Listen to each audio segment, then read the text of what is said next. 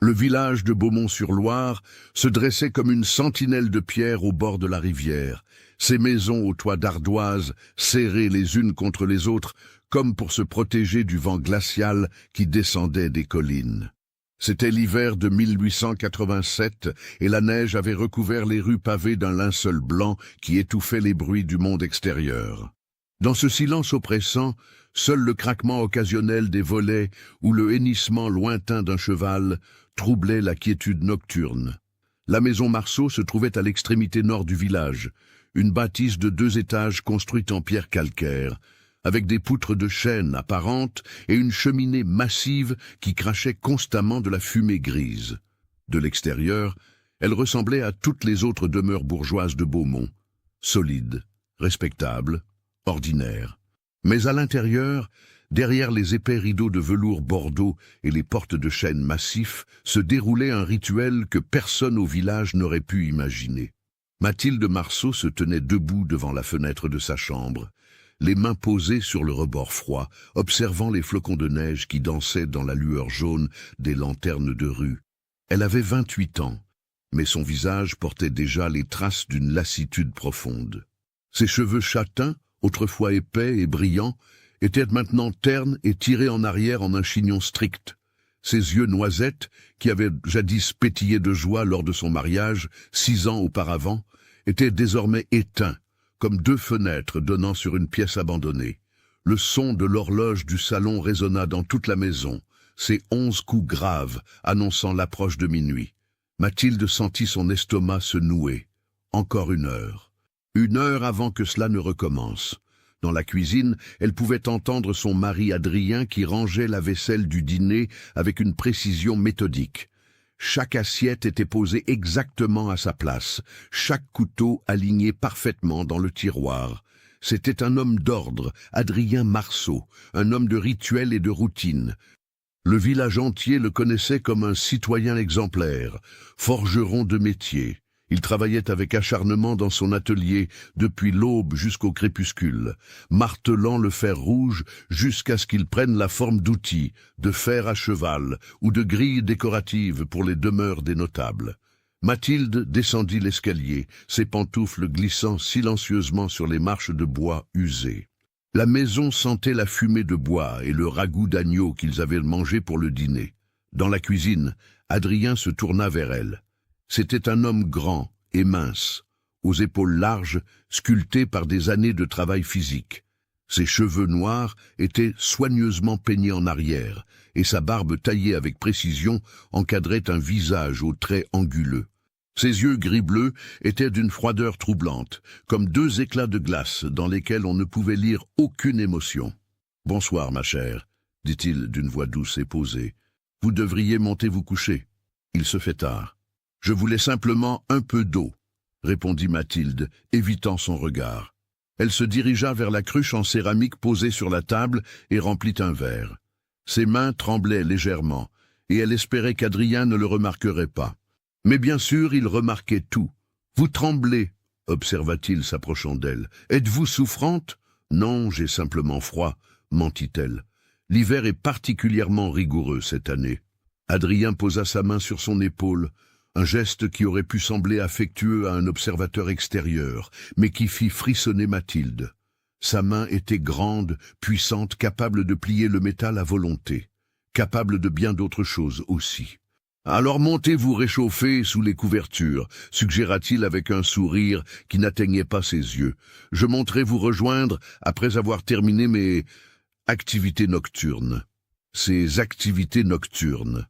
C'était ainsi qu'il appelait son rituel mystérieux, ces heures qu'il passait enfermé dans le sous-sol chaque nuit depuis leur mariage. Au début, Mathilde avait posé des questions. Que faisait-il là-bas? Pourquoi devait-il y aller chaque nuit à minuit précis? Pourquoi verrouillait-il la lourde porte de chêne avec 3 cadenas différents, comme s'il craignait qu'une force terrible ne s'échappe? Les réponses d'Adrien avaient toujours été évasives. « Des affaires d'homme, ma chère. Rien qui doive vous inquiéter. » Ou encore, « Je travaille sur des projets spéciaux pour l'atelier. » La discrétion est essentielle. Là, avec le temps, Mathilde avait cessé de poser des questions. Elle avait appris que la curiosité déplaisait à Adrien et qu'un mari mécontent était un mari dangereux. L'horloge sonna minuit, ses 12 coups résonnant comme un glas funèbre dans le silence de la maison. Adrien se redressa immédiatement, comme un soldat répondant à un ordre. Il retira son tablier, le plia soigneusement et le posa sur le dossier d'une chaise. Puis, de la poche de son gilet, il sortit un trousseau de 3 clés anciennes, chacune différente de l'autre. Une en fer forgé ornée de gravures complexes, une plus petite en laiton et une 3e en cuivre noirci par l'âge. Sans un mot de plus, il quitta la cuisine et se dirigea vers la porte du sous-sol, située au fond du couloir principal. Mathilde le suivit du regard, son cœur battant la chamade. Elle avait entendu des bruits étranges venant de ce sous-sol au fil des années. Des grincements métalliques, des sons qui ressemblaient à des sanglots étouffés. Une fois, elle aurait juré avoir entendu une voix de femme supplier faiblement. Mais quand elle avait mentionné cela à Adrien le lendemain matin, il l'avait regardée avec une telle intensité glaciale qu'elle n'avait plus jamais osé en reparler. La porte du sous-sol s'ouvrit avec un grincement sinistre, révélant un escalier de pierre descendant dans l'obscurité. Adrien alluma une lanterne à huile, et la lumière vacillante projeta son ombre démesurée sur les murs. Il commença à descendre, ses pas résonnant sur les marches humides. Puis, arrivé en bas, il referma la porte derrière lui. Mathilde entendit le bruit familier des 3 cadenas se refermant l'un après l'autre. Clic, clic, clic. 3 sons qui scellaient le secret d'Adrien pour une nouvelle nuit. Elle remonta à l'étage, son verre d'eau toujours à la main, et s'assit sur le bord de son lit. La chambre était glaciale, malgré le feu qui brûlait dans la cheminée. Elle posa le verre sur la table de nuit et se glissa sous les épaisses couvertures de laine, mais la chaleur ne parvint pas à dissiper le froid qui s'était installé dans ses os. Les heures passèrent avec une lenteur insupportable. Mathilde restait éveillée, fixant le plafond aux poutres sombres, comptant les nœuds du bois pour essayer de calmer son esprit. Mais les questions revenaient toujours, incessantes, obsédantes. Que faisait son mari là-bas en bas? Pourquoi ne revenait-il qu'à l'aube? Et surtout, pourquoi avait-elle la terrifiante impression que quelque chose de profondément mauvais se cachait sous sa propre maison? À 4 heures du matin, elle entendit enfin le bruit des cadenas s'ouvrant, puis les pas d'Adrien remontant l'escalier du sous-sol. Il traversa le couloir, monta à l'étage et entra dans la chambre. Mathilde ferma rapidement les yeux, feignant le sommeil. Elle sentit le lit s'affaisser sous son poids, alors qu'il se couchait à côté d'elle. Il sentait étrange, une odeur qu'elle ne parvenait pas à identifier, mais qui lui donnait la nausée. Un mélange de terre humide, de rouille et quelque chose d'autre, quelque chose d'organique et de déplaisant. Elle retint sa respiration, priant pour qu'il ne tente pas de la toucher. Heureusement, Adrien se tourna simplement de l'autre côté et quelques minutes plus tard, sa respiration devint régulière, indiquant qu'il s'était endormi. Mathilde ouvrit les yeux dans l'obscurité, les larmes coulant silencieusement sur ses joues. Elle pensa à sa vie d'avant son mariage, quand elle vivait encore chez ses parents avec sa sœur cadette Élise. Élise, avec son rire cristallin et ses rêves de voyager à Paris pour devenir couturière. Élise qui avait disparu mystérieusement 8 ans auparavant lors d'une froide nuit d'octobre. Les gendarmes avaient fouillé pendant des semaines, interrogé tout le village, dragué la rivière. Mais Élise avait simplement disparu, comme engloutie par la terre elle-même. Ses parents étaient morts de chagrin 2 ans plus tard, laissant Mathilde seule au monde.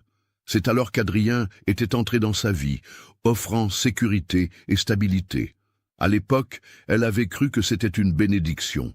Maintenant, allongée dans le noir à côté de cet homme énigmatique, elle se demandait si elle n'avait pas épousé sa propre malédiction. Les jours suivants se déroulèrent selon le même schéma immuable. Adrien se levait à l'aube, prenait son petit déjeuner en silence, puis partait pour son atelier. Mathilde s'occupait des tâches ménagères. Elle lavait le linge dans la grande bassine de cuivre, pétrissait le pain pour la semaine, ravaudait les vêtements usés. L'après-midi, elle se rendait parfois au marché du village pour acheter des provisions. C'est lors d'une de ces sorties qu'elle croisa Madame Beaufort, la veuve du boulanger, une femme corpulente aux joues roses qui connaissait tous les potins du village. « Ma chère Mathilde !» s'exclama-t-elle en l'apercevant près de l'étal des légumes. « Comment allez-vous?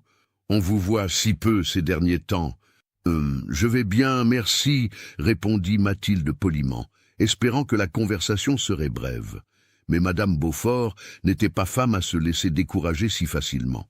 Elle se rapprocha, baissant la voix d'un ton conspiratif. « Votre mari est un homme bien mystérieux, n'est-ce pas? Toujours si réservé, si discret. Les gens parlent, vous savez. » Le cœur de Mathilde s'accéléra. « Que disent-ils? »« Oh, rien de précis, ma chère. Simplement que votre maison, comment dire, semble étrange la nuit. Mon neveu, qui travaille à la boulangerie et rentre tard, jure avoir vu des lumières étranges, filtrées à travers les fissures de votre sous-sol. Et il dit avoir entendu des sons inhabituels. » Mathilde sentit sa gorge se serrer. « Votre neveu a trop d'imagination. Mon mari travaille simplement tard sur ses projets de forge. Le fer chauffé produit de la lumière. Quant aux sons, ce sont ceux du marteau et de l'enclume. Rien de plus. » Madame Beaufort la fixa un long moment, ses petits yeux perçants scrutant le visage de Mathilde. « Bien sûr, ma chère, bien sûr, je ne voulais pas vous offenser.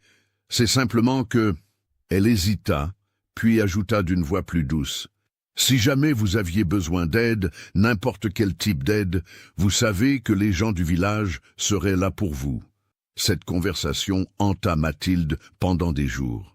D'autres avaient donc remarqué quelque chose. Elle n'était pas folle.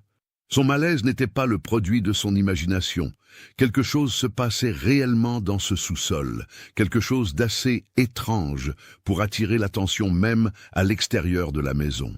Une nuit, alors qu'Adrien était descendu pour son rituel habituel, Mathilde prit une décision audacieuse. Elle descendit à pas de loup l'escalier principal et se dirigea vers la porte du sous-sol. Son cœur battait si fort qu'elle craignait qu'Adrien ne l'entende depuis les profondeurs. Elle s'agenouilla et colla son oreille contre le bois épais de la porte. Au début, elle n'entendit rien d'autre que le silence. Puis, lentement, des sons commencèrent à émerger. Un bruit métallique régulier, comme si quelqu'un déplaçait des chaînes. Puis, un murmure si faible qu'elle crut d'abord l'avoir imaginé. Mais non, il était bien là, une voix de femme, étouffée, brisée, murmurant quelque chose qu'elle ne pouvait distinguer. Mathilde se recula brusquement, sa main plaquée sur sa bouche pour étouffer le cri qui menaçait de s'échapper. Il y avait quelqu'un là-bas en bas, quelqu'un de vivant, quelqu'un qui ne devrait pas être là. Elle remonta précipitamment à l'étage, son esprit tourbillonnant de questions terrifiantes. Qui était cette personne? Depuis combien de temps était-elle là? Et surtout, qu'est-ce que cela signifiait pour elle, pour son mariage, pour sa propre sécurité? Cette nuit-là, quand Adrien revint finalement dans la chambre juste avant l'aube, Mathilde fit semblant de dormir. Mais à travers ses paupières mi-closes, elle observa son mari dans la faible lueur de l'aube naissante. Il se tenait près de la fenêtre, regardant dehors, et pour la première fois, elle remarqua quelque chose qu'elle n'avait jamais vu auparavant.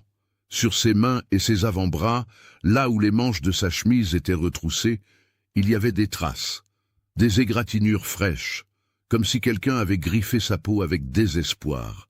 Et sur le col de sa chemise, à peine visible, une tache sombre qui ressemblait étrangement à du sang séché. Mathilde ferma les yeux, luttant contre la vague de terreur qui menaçait de la submerger. L'homme qu'elle avait épousé, l'homme respectable et pieux que le village admirait, cachait un secret monstrueux dans les entrailles de leur maison. Et elle, sa femme, vivait au-dessus de cette horreur depuis si longues années, inconsciente et complice par son ignorance. Les semaines suivantes furent un supplice pour Mathilde. Chaque nuit, elle écoutait Adrien descendre dans le sous-sol. Chaque nuit, elle se demandait qui était cette prisonnière invisible. Chaque jour, elle regardait son mari vaquer à ses occupations quotidiennes, souriant poliment aux voisins, discutant du prix du fer avec ses clients, et elle se demandait comment un tel monstre pouvait porter un masque si parfait. Elle envisagea d'aller voir les gendarmes, mais que leur dirait-elle? Qu'elle avait entendu des bruits étranges, Il penserait qu'elle était hystérique, une femme nerveuse aux nerfs fragiles. Et puis, qu'adviendrait-il d'elle si Adrien découvrait sa trahison? Elle avait vu la force de ses mains, la froideur de son regard. Elle ne doutait pas un instant qu'il serait capable de la tuer si elle menaçait d'exposer son secret. Un soir de février, alors qu'une tempête de neige faisait rage à l'extérieur, Mathilde préparait le dîner dans la cuisine. Le vent hurlait autour de la maison, faisant trembler les volets et siffler dans la cheminée. La flamme des bougies vacillait dangereusement, projetant des ombres dansantes sur les murs. Adrien entra dans la cuisine, secouant la neige de son manteau. « Quelle tempête !» remarqua-t-il. « On dit que c'est la pire depuis 15 ans. »« Oui !» répondit Mathilde distraitement, remuant le pot-au-feu qui mijotait sur le fourneau. « J'espère que les routes ne seront pas impraticables demain. » Ils dînèrent en silence, comme à l'accoutumée. Adrien mangeait avec une précision mécanique, mâchant exactement 30 fois chaque bouchée avant d'avaler. Mathilde picora dans son assiette, son estomac noué par l'anxiété constante qui l'habitait désormais. Après le dîner, Adrien monta se préparer pour son rituel nocturne. Mathilde débarrassa la table, lavant la vaisselle dans l'évier de pierre. À travers la fenêtre, elle pouvait voir la neige tomber en épais flocons, formant des congères contre les murs de la maison. Le monde extérieur disparaissait sous un linceul blanc, les isolant complètement du village. L'horloge sonna minuit. Dans le couloir, elle entendit la porte du sous-sol s'ouvrir et se refermer, suivie du clic familier des 3 cadenas. Adrien était descendu pour une nouvelle nuit de mystère et de terreur. Mathilde finit de ranger la cuisine, puis monta dans la chambre.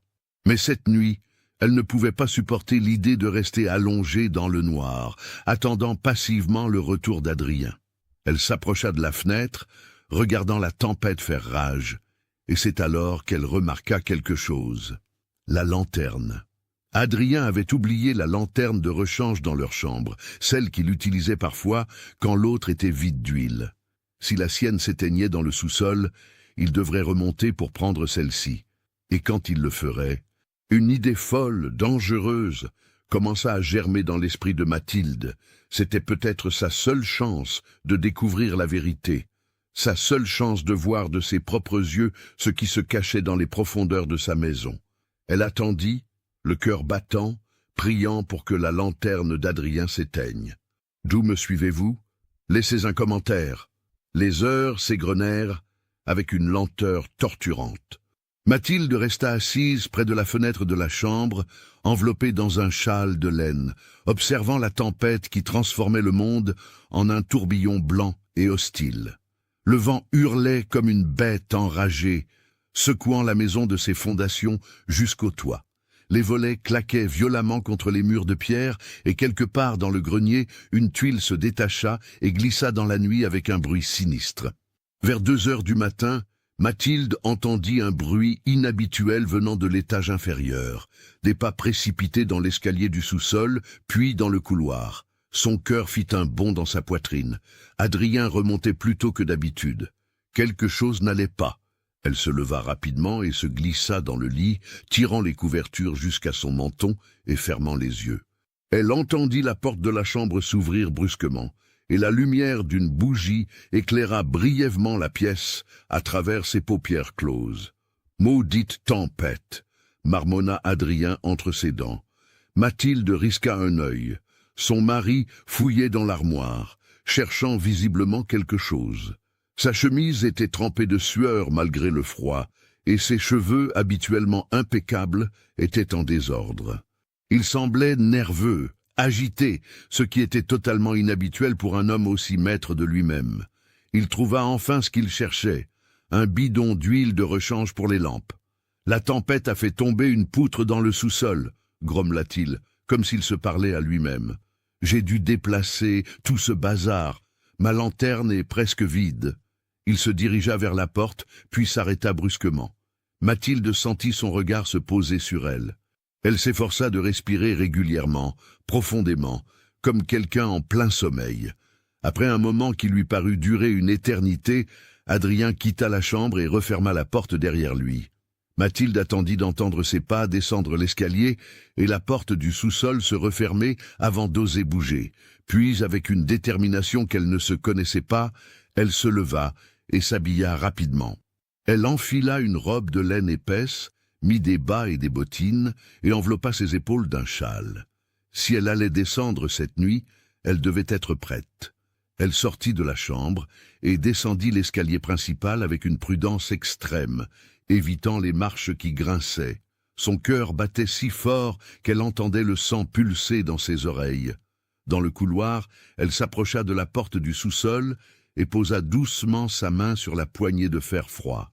C'est alors qu'elle le vit, sur le sol, juste devant la porte, brillant faiblement dans la lueur de la lune qui filtrait à travers une fenêtre, un trousseau de clés, les 3 clés d'Adrien. Elles avaient dû glisser de sa poche dans sa précipitation à remonter chercher l'huile. Mathilde les fixa, paralysée par la peur et l'incrédulité. C'était impossible.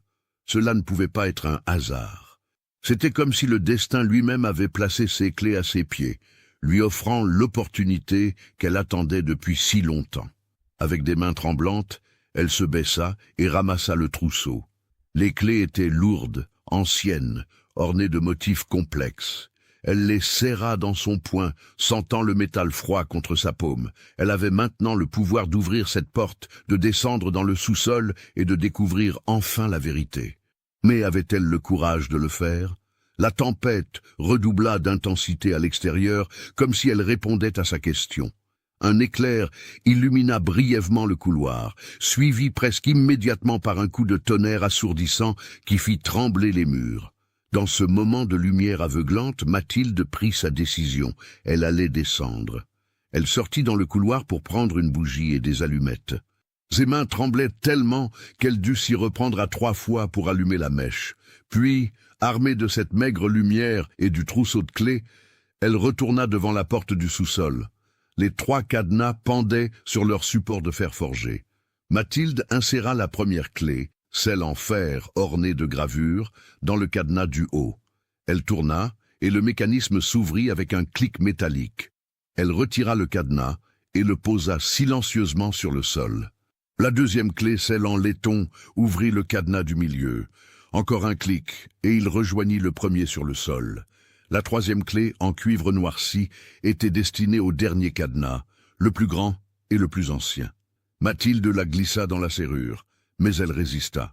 Elle dut forcer légèrement, tournant la clé avec détermination, et finalement, avec un grincement sinistre, le cadenas s'ouvrit. La porte était déverrouillée. Il ne restait plus qu'à l'ouvrir. Mathilde posa sa main sur la poignée, respira profondément et tira. La porte s'ouvrit vers elle dans un long grincement plaintif qui lui glaça le sang. Une bouffée d'air froid et humide s'échappa du sous-sol, chargée d'odeurs qu'elle ne parvenait pas à identifier. Terre, moisissure, rouille et quelque chose d'autre, quelque chose de dérangeant qu'elle ne voulait pas nommer. Devant elle s'ouvrait un escalier de pierre qui descendait dans l'obscurité. Les marches étaient usées et humides, couvertes d'une mousse verdâtre. Des toiles d'araignée pendaient aux murs de pierre brute et des gouttes d'eau suintaient du plafond bas. La lumière vacillante de sa bougie ne parvenait pas à percer les ténèbres du fond du sous-sol. Mathilde commença à descendre, une marche à la fois. Chaque pas résonnait dans l'espace confiné, lui semblant aussi fort qu'un coup de canon. Elle s'attendait à chaque instant à entendre la voix d'Adrien surgir des profondeurs, à le voir apparaître devant elle, furieux de son intrusion. Mais seul le silence l'accueillait, un silence lourd, oppressant, qui pesait sur ses épaules comme un linceul. Elle compta les marches en descendant, 12, 13, 14. L'escalier était plus long qu'elle ne l'avait imaginé, descendant bien plus profondément qu'un sous-sol ordinaire. 16, 17. Où diable cela menait-il? Enfin, après 22 marches, elle atteignit le sol. Elle leva sa bougie pour examiner l'espace autour d'elle et resta figée par ce qu'elle vit. Le sous-sol était bien plus vaste qu'elle ne l'aurait cru possible. C'était une grande salle voûtée, soutenue par des piliers de pierre massive. Les murs étaient en pierre brute, suintant d'humidité, et le sol était fait de dalles inégales, couvertes de terre et de débris. L'endroit ressemblait moins à un sous-sol qu'à une crypte médiévale ou à un caveau oublié. Mais ce n'était pas la taille de la pièce qui horrifia Mathilde, c'était ce qu'elle contenait. Des tables de bois étaient disposées le long des murs, couvertes d'objets étranges et inquiétants. Des outils de forgeron, certes, mais aussi d'autres instruments qu'elle ne reconnaissait pas, des choses métalliques aux formes bizarres qui évoquaient des instruments de torture médiévaux. Des chaînes pendaient des murs, certaines encore munies de menottes ouvertes. Dans un coin, elle aperçut une cage en fer, assez grande pour contenir une personne accroupie. Et puis il y avait les bougies. Des dizaines de bougies noires disposées partout, certaines allumées, d'autres éteintes, leur cire ayant coulé sur le sol en stalactites sinistres. Leur fumée âcre flottait dans l'air, créant une brume épaisse qui donnait à l'endroit une atmosphère irréelle et cauchemardesque. Sur l'un des murs, Mathilde remarqua quelque chose qui lui fit monter la bile à la gorge. Des crucifix. Une douzaine de crucifix de différentes tailles, tous retournés, la croix pointant vers le bas. C'était un sacrilège, un acte de profanation qui révélait une obscurité bien plus profonde qu'elle n'aurait pu l'imaginer. Mais où était Adrien? Et où était la personne qu'elle avait entendue gémir derrière cette porte? Mathilde avança plus loin dans la salle, sa bougie projetant des ombres dansantes sur les murs de pierre. Ses pieds glissaient sur le sol humide, et elle devait faire attention à ne pas trébucher sur les débris qui jonchaient le sol. Elle passa devant une des tables et remarqua qu'elle était couverte de carnets et de papiers. Sans réfléchir, elle en attrapa un et le feuilleta rapidement à la lumière de sa bougie. Ce qu'elle lut lui glaça le sang. C'était un journal, écrit de la main méticuleuse d'Adrien. Page après page de notes détaillées, de dates, de descriptions. Sujet numéro 3, jour 847. Résistance affaiblie, continue à refuser la nourriture. Doit augmenter les mesures coercitives. Ou encore, sujet numéro 5, jour 1203. Esprit brisé. Obéissance totale atteinte. Peut maintenant passer au prochain sujet. Mathilde laissa tomber le carnet, horrifiée. Des sujets. Combien y en avait-il eu? Combien de personnes Adrien avait-il gardées prisonnières dans ce cachot monstrueux? Elle entendit soudain un bruit derrière elle et se retourna brusquement. Dans le fond de la salle, cachée par l'ombre d'un pilier, se trouvait une autre porte. Une porte plus petite, en bois épais, avec une barre de fer en travers. Et derrière cette porte, elle entendait quelque chose. Un son faible, presque imperceptible, une respiration laborieuse. Mathilde s'approcha de la porte, son cœur battant si fort qu'elle croyait qu'il allait exploser. Elle souleva la barre de fer qui tomba au sol avec un bruit métallique qui résonna dans toute la salle. Puis elle ouvrit la porte. L'odeur qui s'échappa de la pièce était insupportable. Un mélange de saleté, d'urine, de chair putréfiée et de désespoir. Mathilde dut se couvrir le nez et la bouche avec son châle pour ne pas vomir. Elle leva sa bougie, tremblante, et la lumière révéla l'horreur qui se cachait dans cette cellule. Une silhouette était recroquevillée dans un coin, enchaînée au mur par des menottes attachées à de lourdes chaînes. C'était une femme, ou plutôt ce qu'il restait d'une femme. Elle était d'une maigreur squelettique, ses os saillants sous une peau sale et couverte de plaies. Ses cheveux étaient longs, emmêlés et crasseux, tombant devant son visage comme un rideau. Elle portait les haillons déchirés de ce qui avait peut-être été une robe blanche autrefois. Mais ce n'était pas le pire. Le pire, c'était que Mathilde reconnaissait cette femme. Malgré les années de souffrance qui avaient transformé son visage, malgré la crasse et les cicatrices, malgré les yeux enfoncés dans leurs orbites et les lèvres fendues, Mathilde reconnaissait ses traits. C'était impossible. C'était un cauchemar. Cela ne pouvait pas être réel. Mais c'était réel. « Élise !» murmura Mathilde, sa voix à peine audible. « Élise, c'est toi ?» La femme enchaînée leva lentement la tête. Ses yeux, autrefois d'un bleu vif et pétillant de vie, étaient maintenant ternes et vides, comme si toute l'humanité en avait été drainée. Mais quand ils se posèrent sur Mathilde, une lueur de reconnaissance s'y alluma faiblement. « Mathilde » croassa-t-elle d'une voix rauque qui n'était plus qu'un murmure cassé. « C'est toi ?» Mathilde laissa tomber sa bougie, qui s'éteignit en touchant le sol humide, plongeant la cellule dans l'obscurité. Elle tomba à genoux, des sanglots déchirants s'échappant de sa gorge. C'était Élise, sa petite sœur, disparue depuis 8 ans, donnée pour morte, pleurée et enterrée symboliquement dans le cimetière du village. Élise était vivante. Et elle était ici, dans le sous-sol de la maison de Mathilde, prisonnière du mari de Mathilde, depuis tout ce temps. « Oh, mon Dieu, Élise, qu'est-ce qu'il t'a fait ?» sanglota Mathilde dans le noir. « Qu'est-ce qu'il t'a fait ?»« Il... » La voix d'Élise était si faible que Mathilde dut se pencher tout près pour l'entendre. « Il m'a enlevé, la nuit où je rentrais de la veillée. Il m'a drogué. Et quand je me suis réveillée, j'étais ici. 8 ans, murmura Mathilde, la réalité de la situation s'abattant sur elle comme un marteau.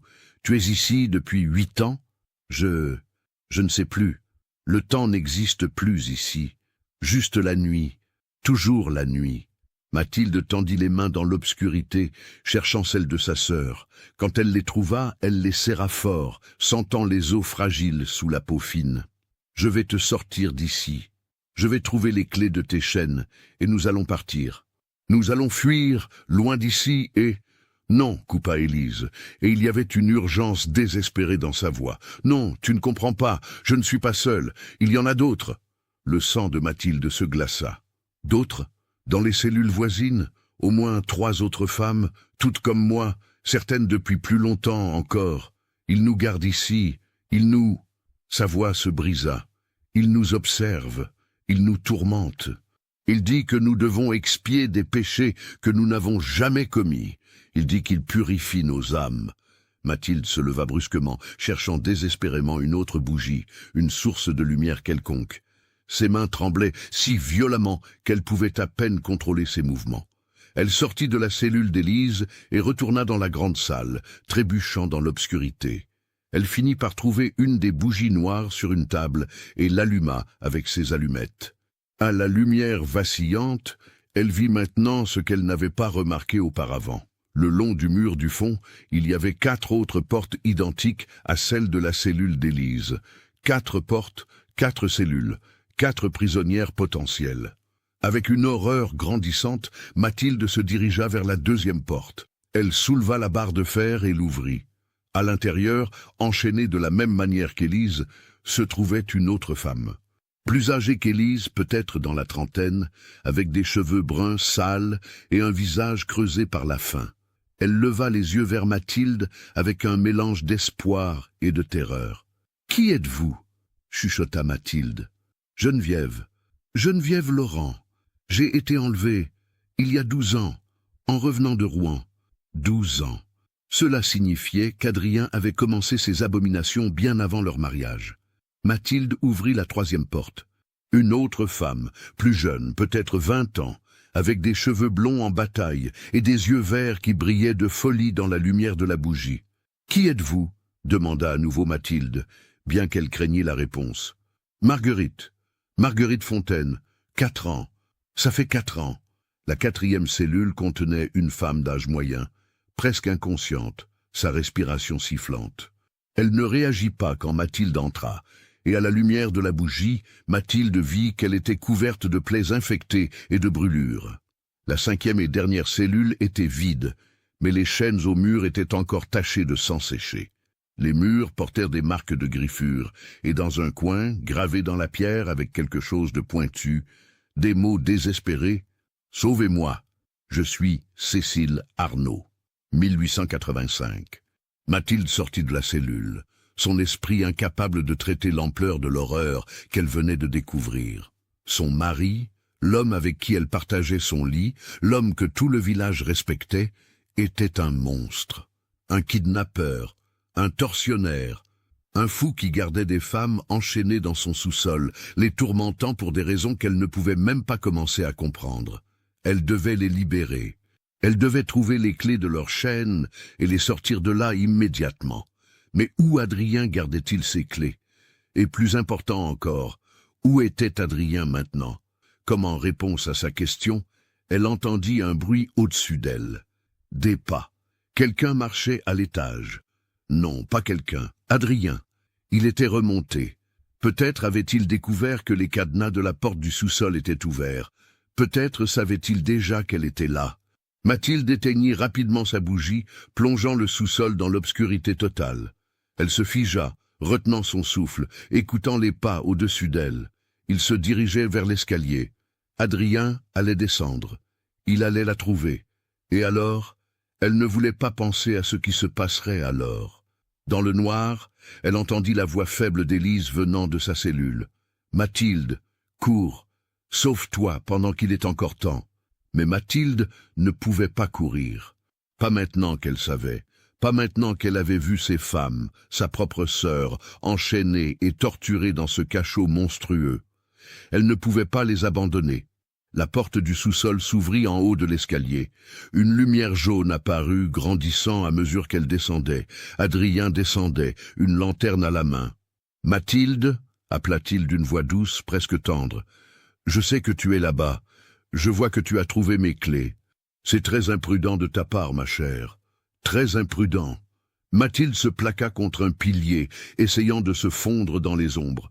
Elle pouvait le voir maintenant, descendant lentement l'escalier, la lanterne éclairant son visage par en dessous, lui donnant un aspect démoniaque. Il souriait, calmement, comme s'il avait toujours su que ce moment arriverait. « Tu sais, j'avais espéré que tu ne découvrirais jamais, » continua Adrien, atteignant le bas de l'escalier et s'avançant dans la grande salle. « J'avais espéré que nous pourrions continuer notre vie paisible, toi dans ton ignorance confortable, moi dans mon travail nécessaire. Mais la curiosité est un péché, Mathilde, un péché qui demande une punition. » Il se dirigeait directement vers le pilier derrière lequel elle se cachait.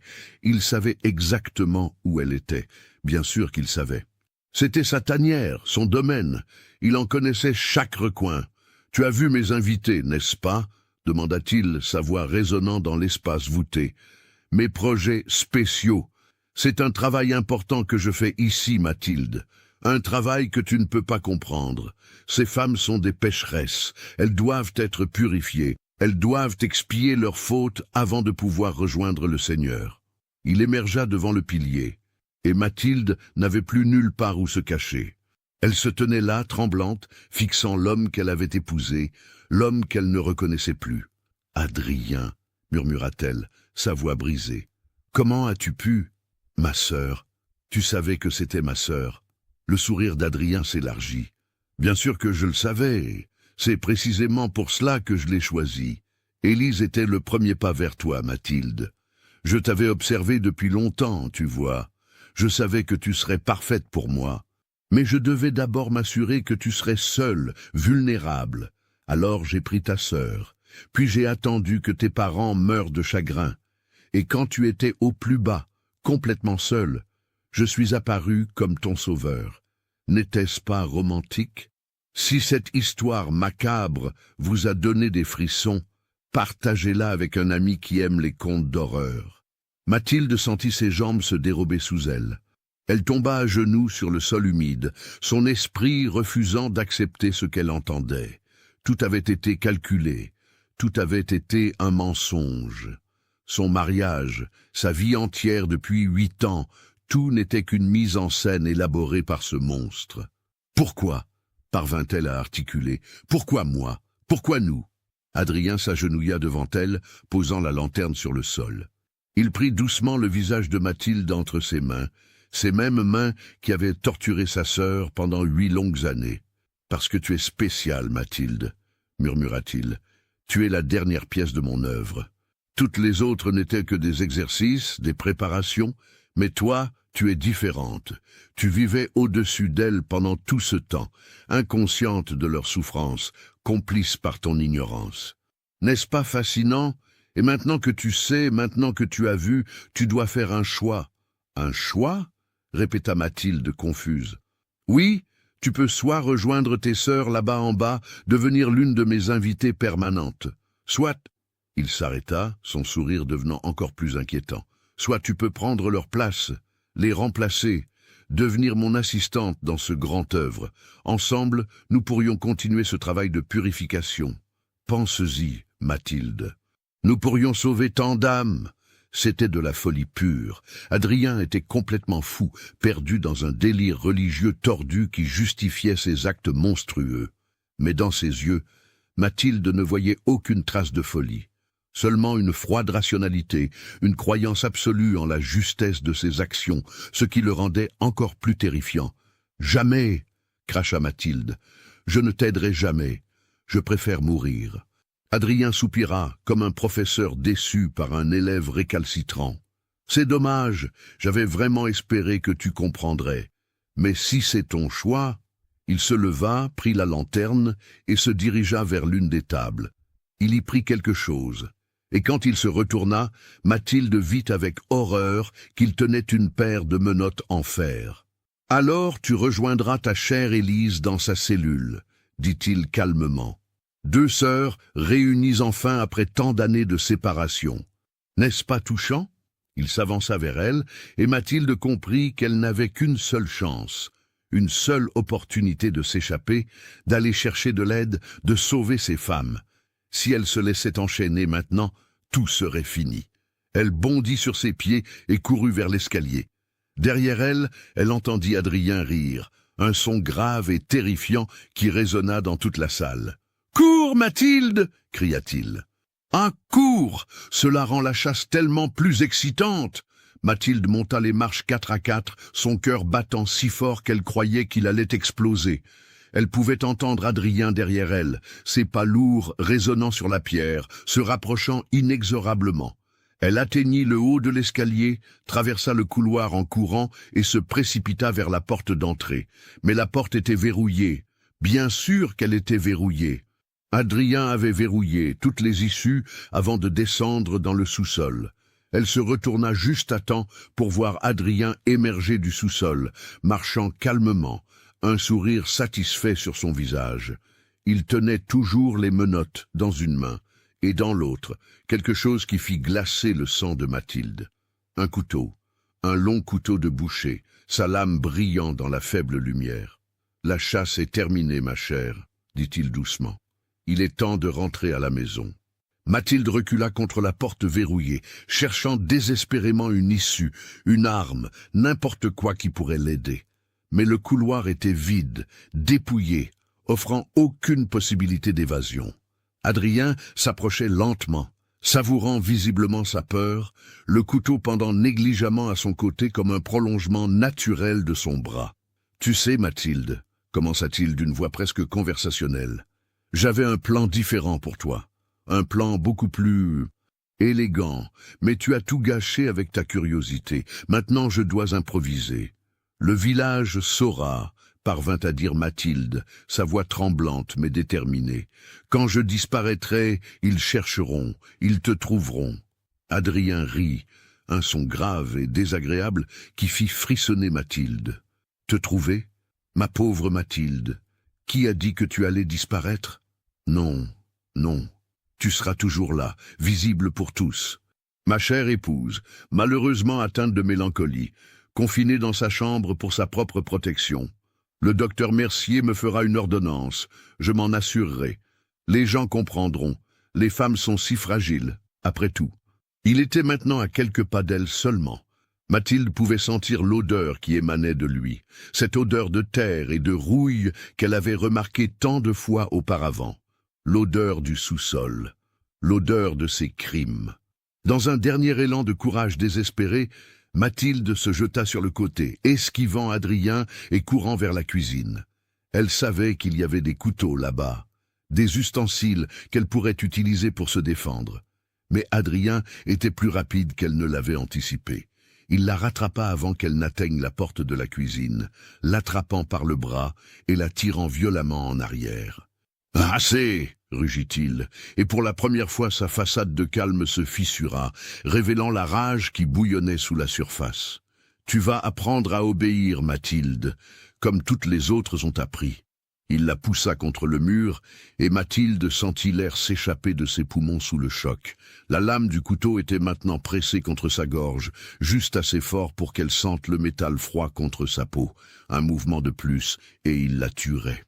Maintenant, siffla Adrien entre ses dents, son visage si proche du sien qu'elle pouvait voir la démence danser dans ses yeux gris-bleus. Tu vas retourner tranquillement au sous-sol, et nous allons t'installer dans ta nouvelle maison. Et si tu résistes, je te jure que je ferai en sorte que ta sœur souffre pour chacun de tes gestes de défi. Me suis-je bien fait comprendre? Mathilde hocha la tête, les larmes coulant silencieusement sur ses joues. Elle était piégée, complètement, totalement piégée. Adrien la saisit par le bras et commença à la traîner vers le couloir. Mais soudain, un bruit retentit à l'extérieur. Un bruit fort, insistant. Quelqu'un frappait à la porte d'entrée. « Monsieur Marceau !» appela une voix masculine de l'autre côté. « Monsieur Marceau, c'est le gendarme Rousseau. Ouvrez, s'il vous plaît. » Adrien se figea, son emprise sur le bras de Mathilde se resserrant douloureusement. Pendant un long moment, il ne bougea pas, son esprit visiblement en train de calculer ses options. « Monsieur Marceau !» appela à nouveau la voix. « On a vu de la lumière. Il y a eu des rapports de bruit suspects venant de votre maison. Nous devons vérifier que tout va bien. » Le visage d'Adrien se transforma. Le masque de civilité se remit en place avec une rapidité troublante, effaçant toute trace de la folie qu'elle avait vue quelques secondes auparavant. Il lâcha Mathilde et cacha rapidement le couteau derrière son dos. « Si tu dis un seul mot, chuchota-t-il férocement, ta sœur mourra avant l'aube. Me suis-je bien fait comprendre ?» Mathilde hocha la tête, paralysée par la terreur. Adrien se dirigea vers la porte et l'ouvrit, affichant son sourire habituel, poli et inoffensif. « Bonsoir, gendarme Rousseau, » dit-il chaleureusement. « Pardonnez-moi, je n'avais pas entendu. Cette tempête fait un tel vacarme. En quoi puis-je vous aider à cette heure tardive ?» Le gendarme Rousseau était un homme corpulent d'une 50aine d'années, avec une moustache grisonnante et un visage rougi par le froid. Il scrutait Adrien avec suspicion. « Nous avons reçu des plaintes, » expliqua-t-il. « Plusieurs voisins ont signalé des bruits étranges venant de votre maison ces dernières semaines. Et cette nuit, quelqu'un a juré avoir entendu des cris. » « Des cris ?» Adrien rit poliment. « Je crains que vos informateurs n'aient confondu les hurlements du vent avec autre chose. Vous savez comment les gens peuvent devenir nerveux pendant ces tempêtes. » Le gendarme ne semblait pas convaincu. Il tenta de regarder à l'intérieur de la maison, et ses yeux se posèrent sur Mathilde, qui se tenait dans le couloir, tremblante et pâle. « Madame Marceau » appela-t-il. « Tout va bien ?» Mathilde sentit le regard d'Adrien peser sur elle. Elle savait qu'il avait toujours le couteau caché derrière son dos.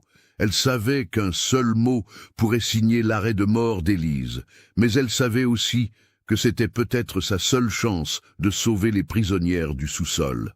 Elle ouvrit la bouche, prête à tout révéler, mais à ce moment précis, une pensée lui traversa l'esprit. Une pensée terrifiante et révélatrice. Le gendarme était venu seul. Un seul homme contre Adrien, qui était plus fort, plus jeune et armé. Si elle parlait maintenant, Adrien pourrait facilement tuer le gendarme, puis descendre au sous-sol et massacrer toutes les prisonnières avant que d'autres secours n'arrivent. Elle devait être plus intelligente.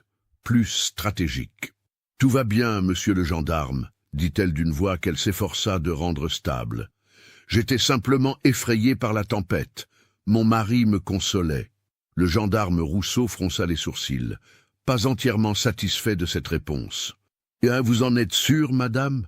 Vous semblez bouleversée. »« Je suis simplement fatiguée, » insista Mathilde. « La tempête m'a empêchée de dormir. » Adrien passa un bras autour des épaules de Mathilde dans un geste qui aurait pu sembler protecteur à un observateur extérieur, mais qui était en réalité une menace silencieuse. « Ma femme a toujours été nerveuse pendant les orages, » expliqua-t-il au gendarme. « C'est une fragilité héritée de sa mère, que Dieu ait son âme. » Le gendarme Rousseau les observa tous les deux pendant un long moment, son instinct lui disant clairement que quelque chose n'allait pas, mais sans preuve concrète pour agir. Finalement, il hocha la tête à contre-cœur. « Très bien. Mais si vous avez besoin d'aide, Madame Marceau, vous n'avez qu'à envoyer chercher la gendarmerie. Nous sommes là pour protéger les citoyens. Je vous remercie, monsieur, répondit Mathilde. Le gendarme se tourna pour partir, mais Adrien l'arrêta. Gendarme Rousseau, avant que vous ne partiez, puis-je vous demander qui a fait ces rapports? J'aimerais m'assurer qu'il n'y a pas de malentendu avec nos voisins. Le gendarme hésita. Je ne peux pas révéler les noms de mes sources, monsieur Marceau. Mais je peux vous dire que plusieurs personnes ont mentionné voir des lumières étranges dans votre sous-sol la nuit. Mon sous-sol? Adrien rit de nouveau, un son parfaitement calibré pour exprimer l'amusement et l'incrédulité. Je travaille sur mes projets de forge là-bas en bas. Le feu de la forge produit naturellement de la lumière. Quant au bruit, eh bien le marteau sur l'enclume peut être assez bruyant, j'en ai peur. Mais je vous assure qu'il n'y a rien de sinistre. Si vous le souhaitez, vous pouvez venir inspecter mon atelier demain, en plein jour. C'était brillant, pensa Mathilde avec horreur. En invitant le gendarme à inspecter le sous-sol, Adrien dissipait les soupçons tout en se donnant du temps pour... Pourquoi? Pour tuer les prisonnières? Pour cacher les preuves? Pour déménager ses invités ailleurs? Le gendarme sembla satisfait de cette offre. « Très bien, monsieur Marceau, je passerai demain dans l'après-midi. Bonne nuit à vous deux. » Il repartit dans la tempête, sa lanterne disparaissant progressivement dans le tourbillon de neige. Adrien referma la porte et la verrouilla, puis se tourna lentement vers Mathilde. « Bien joué, dit-il doucement, et il n'y avait aucune chaleur dans sa voix.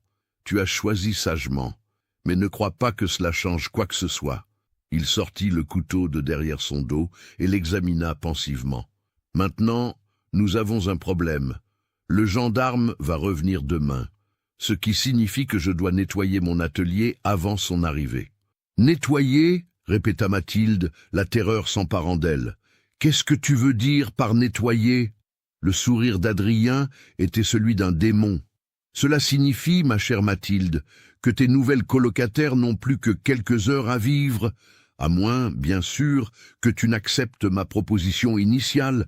Deviens mon assistante, aide-moi à les déplacer dans un endroit plus sûr, et elles pourront vivre. Refuse, et je serai obligé de les éliminer. Le choix t'appartient. » C'était un piège, un choix impossible. Soit elle devenait complice des crimes d'Adrien, soit 4 femmes innocentes, incluant sa propre sœur, mourraient cette nuit même. « Tu es fou, » murmura Mathilde, « complètement fou. »« Fou » Adrien pencha la tête, considérant le mot. « Non, Mathilde, je suis l'homme le plus sain d'esprit que tu connaîtras jamais. Je comprends des vérités que les autres refusent de voir. Ces femmes étaient perdues, condamnées par leurs propres péchés. Je leur ai offert une chance de rédemption. En les torturant, cracha Mathilde, sa peur cédant momentanément la place à la rage. En les affamant et en les enchaînant comme des animaux. Tu appelles ça la rédemption? La souffrance purifie, répondit Adrien calmement. C'est écrit dans les textes sacrés. Le chemin vers le salut passe par la pénitence. Je ne fais qu'appliquer les lois divines. Dei Mesto, tu soutenez notre chaîne en cliquant sur le bouton Merci en forme de cœur, afin que nous puissions continuer à vous proposer des histoires aussi sombres et captivantes que celle-ci. Mathilde le fixa, réalisant pleinement pour la première fois l'étendue de sa démence. Il croyait vraiment en ce qu'il disait. Dans son esprit tordu, il était un justicier divin, sauvant des âmes par la torture. Il n'y avait aucune raison à laquelle elle pourrait faire appel, aucune logique qui pourrait le détourner de son chemin. Elle était face à un monstre qui se croyait saint. « Alors, pressa Adrien, quelle est ta décision? Vas-tu m'aider à sauver ces âmes ou vas-tu les condamner à mort par ton refus ?» Mathilde respira profondément, son esprit fonctionnant à toute vitesse. Elle devait gagner du temps. Le gendarme reviendrait demain. S'il pouvait descendre dans le sous-sol, voir les cellules, trouver les prisonnières, mais pour cela, elle devait être encore vivante demain. « D'accord, » dit-elle finalement, chaque mot lui arrachant l'âme. « D'accord, je vais t'aider, mais tu dois me promettre qu'elles resteront en vie. » Le sourire d'Adrien s'élargit. « Bien sûr, ma chère, je te le promets. Tant que tu es coopérative, elles vivront. Maintenant, allons au sous-sol. Nous avons beaucoup de travail à faire. » Il la prit par le bras et la guida vers l'escalier du sous-sol. Alors qu'il descendait dans les profondeurs, Mathilde sentit un frisson de prémonition. Elle pénétrait volontairement dans l'antre du monstre, se plaçant à sa merci. Mais elle n'avait pas le choix. Elle devait gagner du temps, protéger les prisonnières jusqu'à ce que l'aide arrive, si l'aide arrivait. Dans la grande salle voûtée, les bougies noires brûlaient toujours, projetant leurs ombres dansantes sur les murs de pierre. Adrien lâcha le bras de Mathilde et se dirigea vers une des tables, où il déposa son couteau et commença à rassembler divers objets, cordes, cadenas, une lanterne supplémentaire. « Voici ce que nous allons faire », expliqua-t-il sans la regarder. « Nous allons déplacer nos invités dans un endroit que je connais, une vieille cave abandonnée à environ 2 kilomètres d'ici, dans les bois. C'est un endroit que personne ne connaît, sauf moi. Là-bas, elles seront en sécurité pendant que le gendarme inspecte notre maison. « Et si elles refusent de marcher ?» demanda Mathilde. « Élise peut à peine se tenir debout. »« Alors nous les porterons, » répondit Adrien simplement. « Toi et moi ensemble. 2 voyages devraient suffire. Nous emmènerons d'abord les 2 plus faibles, puis nous reviendrons chercher les autres. » Il se tourna vers elle, son expression devenue sérieuse. « Mais comprends bien ceci, Mathilde. Si à n'importe quel moment tu tentes de t'échapper, si tu cries, si tu attires l'attention de qui que ce soit, je tuerai celle que nous transportons à ce moment-là, immédiatement, sans hésitation. Et puis j'irai finir les autres. Me suis-je bien fait comprendre ?» Mathilde hocha la tête, avalant péniblement sa salive. Adrien prit un trousseau de clés différent de celui que Mathilde avait trouvé plus tôt et se dirigea vers la première cellule, celle d'Élise. Il déverrouilla les chaînes qui la retenaient au mur, et Élise s'effondra immédiatement sur le sol, trop faible pour se tenir debout. « Aide-moi » ordonna Adrien à Mathilde. Ensemble, ils soulevèrent Élise. Elle pesait presque rien, ses os saillant sous sa peau comme ceux d'un oiseau. Ses yeux étaient fermés et sa respiration était faible et irrégulière. Mathilde sentit les larmes couler sur ses joues en tenant sa petite sœur, cette version squelettique et brisée de la jeune fille joyeuse qu'elle avait été autrefois. Ils montèrent l'escalier du sous-sol, puis Adrien conduisit Mathilde vers une porte au fond de la cuisine qu'elle n'avait jamais remarquée auparavant. Elle donnait sur un passage étroit qui menait directement à l'extérieur, évitant la porte principale. Un passage secret, réalisa Mathilde. C'était ainsi qu'Adrien avait fait entrer ses victimes sans être vu. La tempête faisait toujours rage à l'extérieur, la neige tombant si dense qu'on ne pouvait voir à plus de quelques mètres devant soi. Adrien porta une lanterne d'une main et soutint Élise de l'autre, tandis que Mathilde la soutenait de l'autre côté. Ils s'enfoncèrent dans la nuit et dans la tempête, marchant péniblement à travers la neige profonde. Le village était invisible derrière le rideau blanc, et Mathilde réalisa avec désespoir que même si elle criait maintenant, personne ne l'entendrait à travers le hurlement du vent. Après ce qui sembla être une éternité, ils atteignirent une zone boisée. Adrien les guida entre les arbres noirs, suivant un chemin que lui seul pouvait voir. Finalement, ils arrivèrent devant une structure à moitié enfouie dans la terre, ressemblant à une ancienne cave de stockage. Adrien sortit une clé et déverrouilla la porte de bois pourri. À l'intérieur, l'air était encore plus froid et humide que le sous-sol de leur maison. C'était un espace exigu, avec un plafond bas et des murs de pierre couverts de mousse. Il y avait des anneaux de fer fixés au mur, clairement installés récemment par Adrien en prévision de ce genre de situation. Ils déposèrent Élise sur le sol de terre battue, et Adrien l'enchaîna immédiatement à l'un des anneaux. Élise n'offrit aucune résistance, trop faible même pour ouvrir les yeux. « Une de faite », dit Adrien avec satisfaction. « 3 autres à transporter. Allons-y. » Le voyage de retour à travers la tempête fut un cauchemar. Mathilde trébucha plusieurs fois, s'enfonçant dans la neige jusqu'aux genoux. Ses mains et son visage étaient engourdis par le froid, et elle pouvait à peine sentir ses pieds dans ses bottines trempées.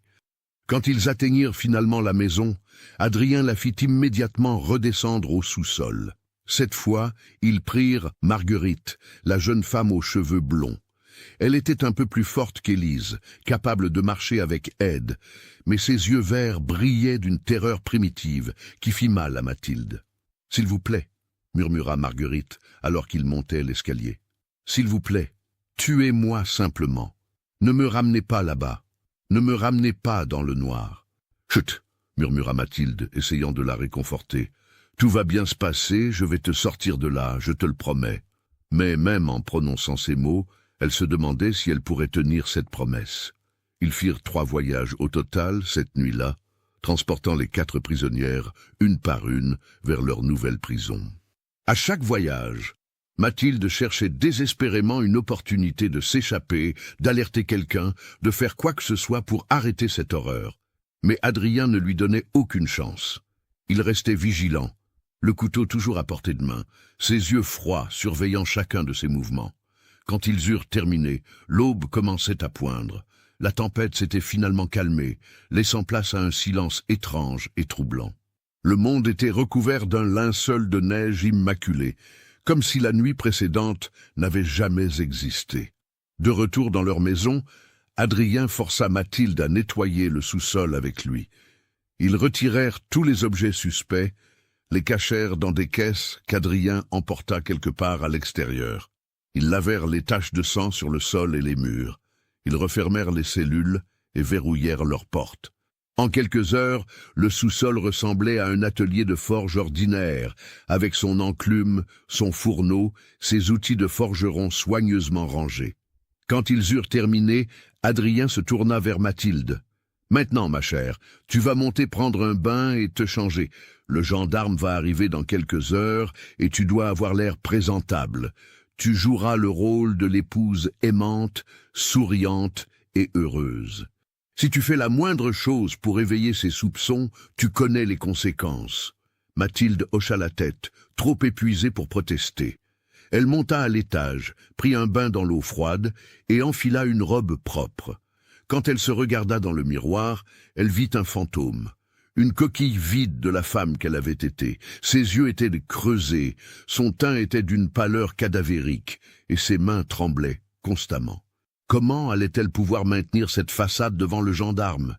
Comment allait-elle pouvoir sourire et prétendre que tout allait bien, alors que 4 femmes, dont sa propre sœur, étaient enchaînées dans une cave glaciale au milieu des bois, attendant de mourir? L'après-midi arriva trop vite. À 2 heures précises, le gendarme Rousseau frappa à la porte.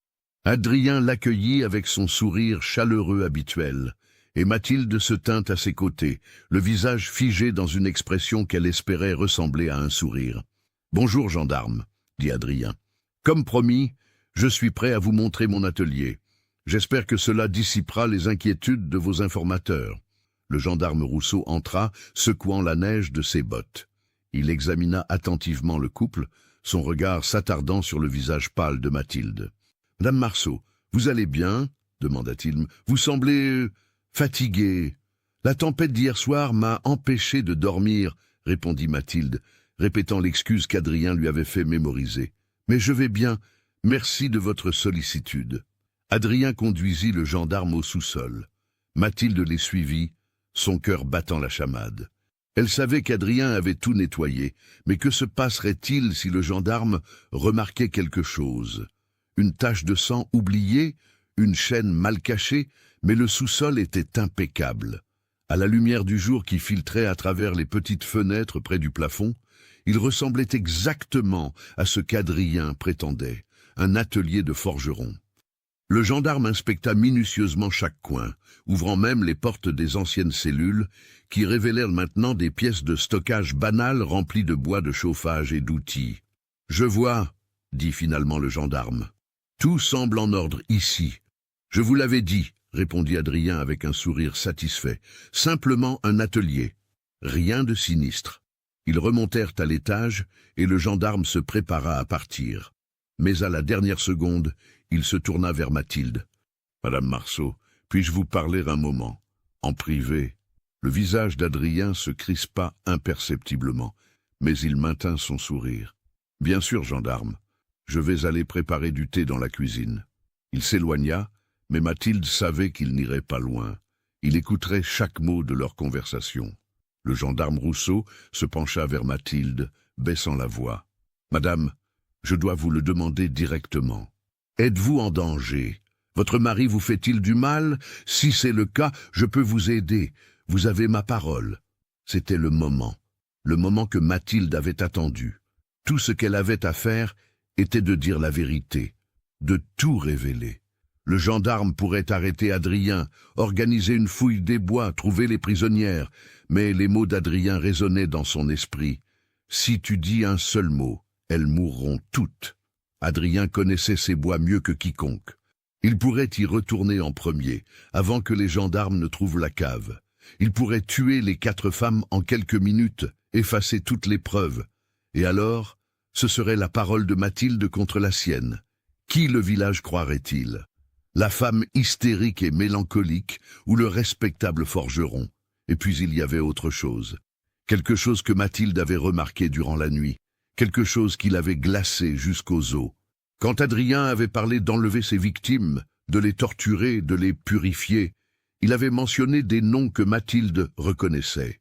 Cécile Arnaud, dont le nom était gravé dans la 5e cellule. Cécile avait été la nièce du maire. Sa disparition avait créé un scandale énorme il y a 3 ans. Une récompense avait été offerte. Des enquêteurs étaient venus de Paris. Et pourtant, personne n'avait jamais soupçonné Adrien. Personne n'avait jamais inspecté sa maison. Comment était-ce possible à moins qu'Adrien n'ait des protecteurs, des gens puissants dans le village qui détournèrent les enquêtes? Peut-être parce qu'ils avaient quelque chose à cacher eux-mêmes. Peut-être parce qu'Adrien détenait des secrets sur eux. Si c'était vrai, alors même révéler la vérité aux gendarmes pourrait ne pas suffire. L'affaire pourrait être étouffée. Les preuves pourraient disparaître, et Mathilde finirait enfermée dans un asile déclarée folle. Toutes ces pensées traversèrent l'esprit de Mathilde en une fraction de seconde, et elle prit sa décision. « Non, gendarme, » dit-elle doucement. « Mon mari ne me fait aucun mal. Je suis simplement fatiguée et nerveuse. Rien de plus. » Le gendarme Rousseau la fixa longuement, son expression mêlant déception et frustration. « Si vous changez d'avis, madame, ma porte est toujours ouverte. »« Je vous remercie, » répondit Mathilde. Le gendarme partit, et Adrien revint dans le couloir, son sourire satisfait fermement en place. « Bien joué, ma chère, » dit-il doucement. « Tu apprends vite. » Cette nuit-là, allongée dans le lit à côté de son mari monstre, Mathilde fixa le plafond et comprit la terrible vérité. Elle ne pouvait pas sauver les prisonnières en appelant à l'aide extérieure. Elle devrait le faire elle-même. D'une manière ou d'une autre, elle devrait trouver un moyen de libérer ces femmes et de s'assurer qu'Adrien paye pour ses crimes, même si cela signifiait risquer sa propre vie, même si cela signifiait devenir elle-même une meurtrière. Car elle avait compris quelque chose d'autre cette nuit-là, quelque chose de profond et de terrifiant. Adrien n'était pas seul. Il ne pouvait pas être seul. La façon dont il avait organisé tout cela, la manière dont il avait évité la détection pendant toutes ces années, les ressources dont il disposait, il devait avoir des complices, des gens qui l'aidaient, qui couvraient ses traces. Et si elle voulait vraiment le détruire, elle devrait d'abord découvrir qui ils étaient. Les jours suivants se déroulèrent dans un cauchemar éveillé. Mathilde jouait le rôle de l'épouse obéissante, souriant quand il le fallait, cuisinant les repas, maintenant la maison propre. Mais chaque nuit, quand Adrien pensait qu'elle dormait, elle descendait discrètement au sous-sol et fouillait dans ses affaires, cherchant des indices, des preuves, n'importe quoi qui pourrait l'aider à comprendre l'étendue de sa conspiration. Ce qu'elle découvrit la glaça jusqu'aux os. Dans l'un des carnets qu'Adrien gardait cachés derrière une pierre descellée dans le mur du sous-sol, Mathilde trouva des noms, des dizaines de noms, accompagnés de dates et de notes détaillées.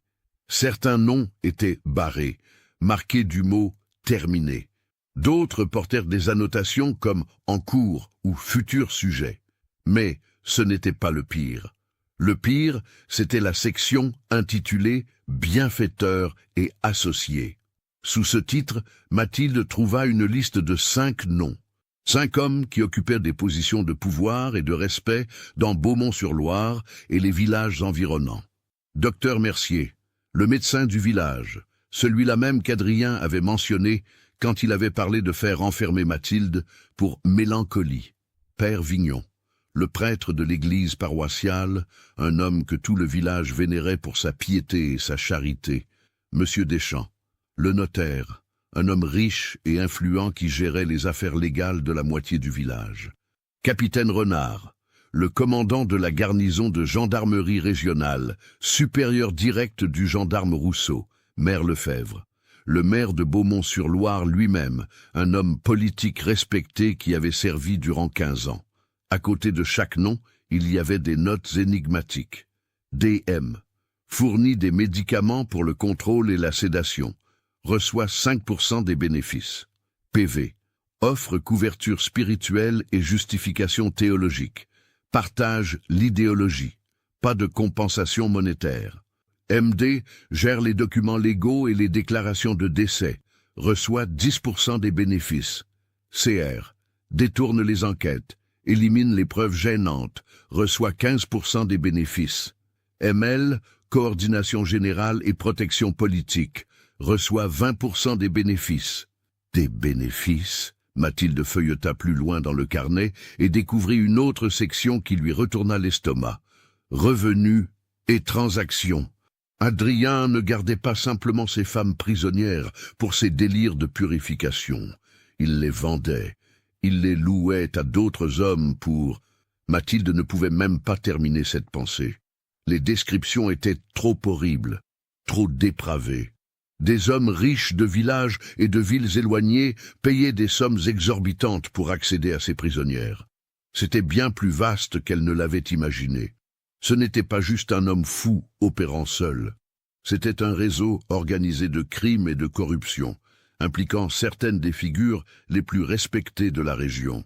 Et soudain, Mathilde comprit pourquoi personne n'avait jamais suspecté Adrien.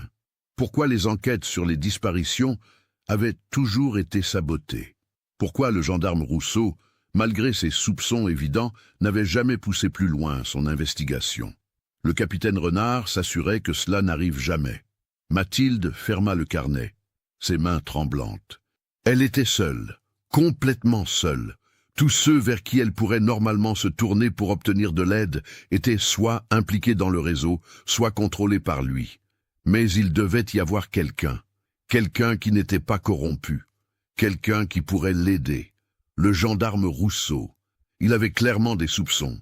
Il avait essayé de l'aider, et il ne figurait pas sur la liste des complices d'Adrien. Peut-être ne savait-il pas que son propre supérieur était impliqué. Peut-être pourrait-elle lui faire confiance. Mais comment l'approcher sans éveiller les soupçons d'Adrien ou du capitaine Renard? Pendant les jours suivants, Mathilde élabora un plan. Elle attendit qu'Adrien parte pour une livraison dans un village voisin, une tâche qui le tiendrait occupé toute la journée. Puis, affirmant aux voisins qu'elle devait aller au marché, elle se rendit au bureau de la gendarmerie.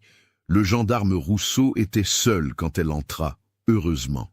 Il leva les yeux de ses papiers, surpris de la voir. « Madame Marceau, en quoi puis-je vous aider ?» Mathilde jeta un coup d'œil nerveux à la porte, s'assurant que personne d'autre n'était là. Puis elle s'approcha de son bureau et parla rapidement, sa voix basse et urgente. « Gendarme Rousseau, j'ai besoin de votre aide, mais d'abord, vous devez me promettre que vous ne rapporterez rien de ce que je vais vous dire au capitaine Renard. À personne d'autre de la gendarmerie, seulement à vous. Me le promettez-vous » Le gendarme fronça les sourcils, visiblement perplexe mais intrigué. « Madame, je... »« S'il vous plaît » l'interrompit Mathilde, les larmes commençant à couler sur ses joues. « Je vous en supplie, promettez-le-moi ou je ne pourrai rien dire, et des femmes vont mourir. » L'expression du gendarme devint sérieuse. « Très bien, madame. Vous avez ma parole. Rien de ce que vous direz ne sortira de ce bureau sans votre permission. » Et alors, Mathilde lui raconta tout. Les nuits d'Adrien au sous-sol, les bruits qu'elle avait entendus, la clé tombée, sa descente dans le sous-sol et sa découverte des prisonnières, l'identité d'Élise, le réseau de complices, les noms dans le carnet. Le gendarme Rousseau l'écouta en silence, son visage devenant de plus en plus pâle à mesure qu'elle parlait. Quand elle eut terminé, il resta assis un long moment, fixant le mur derrière elle, essayant visiblement de traiter l'énormité de ce qu'elle venait de révéler. « Le capitaine Renard », murmura-t-il finalement, « mon propre commandant, et le maire, le prêtre. » Il secoua la tête, incrédule. Comment est-ce possible? Comment tant d'hommes respectés peuvent-ils être impliqués dans quelque chose d'aussi monstrueux? Je ne sais pas, répondit Mathilde, mais c'est la vérité. J'ai vu le carnet de mes propres yeux. Les noms y sont, avec les détails de leur implication. Le gendarme se leva et commença à faire les 100 pas dans son petit bureau. Si ce que vous dites est vrai, madame, et je n'ai aucune raison de douter de votre parole, alors nous sommes face à un problème immense. Je ne peux pas simplement arrêter votre mari et ses hommes. Ils sont trop puissants. Ils étoufferaient l'affaire avant même qu'elle n'atteigne un tribunal. Alors, que pouvons-nous faire? Demanda Mathilde, le désespoir menaçant de l'engloutir. Ces femmes sont là-bas, dans cette cave, souffrant. Ma sœur est là-bas. Nous ne pouvons pas simplement les abandonner. Le gendarme Rousseau s'arrêta et la regarda. Nous avons besoin de preuves irréfutables. Des preuves si accablantes qu'elles ne pourront pas être ignorées ou dissimulées. Et nous devons les présenter directement aux autorités supérieures en contournant complètement la chaîne de commandement locale. « Le carnet » dit Mathilde. « C'est la preuve. Tout y est documenté. Pouvez-vous le récupérer » demanda le gendarme. « Je pense que oui, mais Adrien le garde bien caché. Et s'il découvre qu'il a disparu, il saura immédiatement que c'est moi. » Le gendarme réfléchit un moment.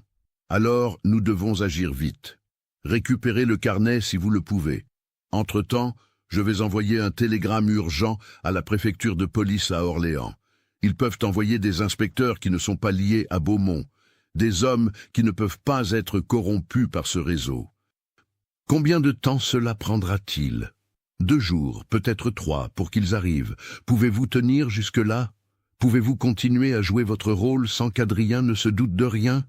Mathilde hocha la tête, bien qu'elle ne soit pas sûre de pouvoir réellement le faire. Chaque minute passée dans cette maison avec Adrien était une torture. Chaque nuit où elle devait s'allonger à côté de lui, sachant ce qu'il était, ce qu'il avait fait, lui donnait envie de hurler. Mais elle devait être forte. Pour Élise, pour Geneviève, Marguerite et la femme blessée dont elle n'avait jamais appris le nom. Pour toutes les autres victimes qu'Adrien avait torturées et tuées au fil des ans. « Je tiendrai », dit-elle fermement. « Faites ce que vous devez faire, j'obtiendrai ce carnet. » Elle quitta le bureau de la gendarmerie et retourna chez elle, son cœur battant à tout rompre. Maintenant venait la partie la plus dangereuse de son plan. Voler le carnet sans qu'Adrien ne s'en aperçoive. Cette nuit-là, après qu'Adrien soit descendu au sous-sol pour son rituel habituel, Mathilde attendit 1 heure pour s'assurer qu'il était bien installé dans son travail.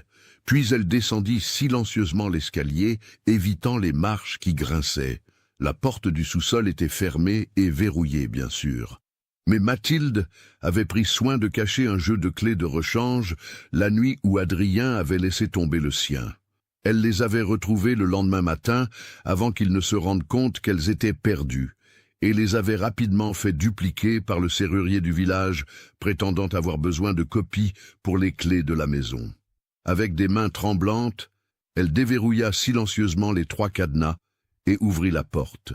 Elle pouvait entendre Adrien dans les profondeurs, ses pas résonnant sur les dalles de pierre. Elle descendit l'escalier sur la pointe des pieds, s'arrêtant sur la 10e marche, d'où elle pouvait voir ce qui se passait en bas, sans être vue elle-même. Adrien était dans la zone principale de l'atelier, travaillant à son enclume. Il martelait un morceau de métal rouge, le façonnant en quelque chose. Mathilde ne voulait pas savoir quoi. Elle profita de ce moment où il était concentré sur son travail, le bruit du marteau couvrant tout autre son, pour descendre les dernières marches et se glisser vers le mur où était cachée la pierre descellée. Avec une lenteur agonisante, elle retira la pierre, révélant la cachette derrière. Les carnets étaient là, plusieurs d'entre eux, soigneusement empilés. Elle prit celui qui contenait les noms des complices et les détails financiers, le glissa sous sa robe, puis remit la pierre en place. Le martelage s'arrêta brusquement, Mathilde se figea, son cœur s'arrêtant presque. Elle entendit les pas d'Adrien se diriger vers l'arrière de la salle, vers l'endroit où elle se tenait. Elle n'avait nulle part où se cacher. Si elle bougeait maintenant, il l'entendrait. Si elle restait immobile, il la verrait. Elle était prise au piège. Les pas se rapprochaient. Encore quelques secondes, et Adrien tournerait le coin et la découvrirait. Et alors, soudain, un bruit retentit au-dessus. Un coup fort contre la porte d'entrée de la maison. Quelqu'un frappait. Adrien jura entre ses dents et fit demi-tour, remontant rapidement l'escalier. Mathilde entendit la porte du sous-sol s'ouvrir et se fermer, puis le bruit des pas d'Adrien dans le couloir du haut. C'était sa chance, sa seule chance. Elle courut vers l'escalier et le monta aussi vite qu'elle put sans faire de bruit. Elle atteignit le couloir juste à temps pour entendre Adrien ouvrir la porte d'entrée. « Bonsoir, Père Vignon », dit la voix d'Adrien. « C'est une surprise de vous voir à cette heure tardive. » Le prêtre, l'un des complices. Mathilde se plaqua contre le mur du couloir, essayant de contrôler sa respiration paniquée. « Pardonnez-moi, mon fils », répondit la voix du Père Vignon, onctueux et hypocrite. « Mais nous avons un problème. Le gendarme Rousseau a envoyé un télégramme à Orléans. Quelqu'un lui a parlé. » Un silence glacial suivit. Puis la voix d'Adrien calme mais mortelle. « Qui ?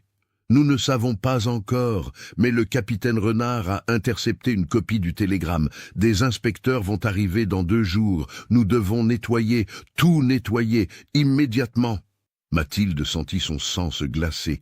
Il savait qu'elle avait parlé aux gendarmes, et maintenant ils allaient nettoyer, ce qui signifiait les prisonnières.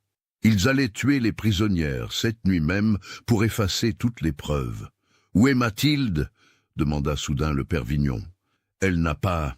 Ma femme dort à l'étage, » coupa Adrien froidement. « Et elle n'a rien à voir avec cela. Mais vous avez raison.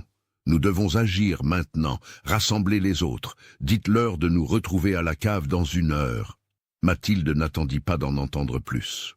Elle remonta silencieusement l'escalier jusqu'à la chambre, le carnet toujours caché sous sa robe. Son esprit tournait à toute vitesse.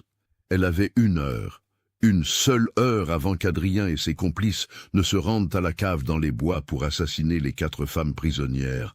Elle devait arriver là-bas en premier, elle devait les libérer avant que les monstres n'arrivent.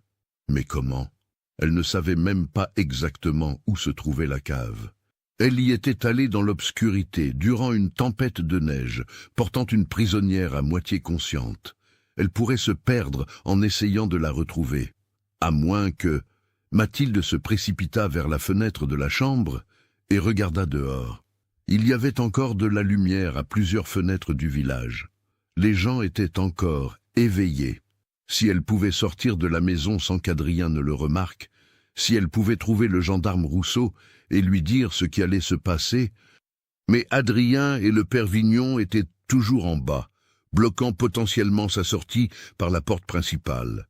Elle devrait utiliser le passage secret, celui qui menait de la cuisine à l'extérieur. Elle attendit d'entendre la porte d'entrée se fermer, signalant le départ du prêtre. Puis elle descendit furtivement au rez-de-chaussée. Adrien n'était nulle part en vue, probablement de retour dans le sous-sol pour se préparer.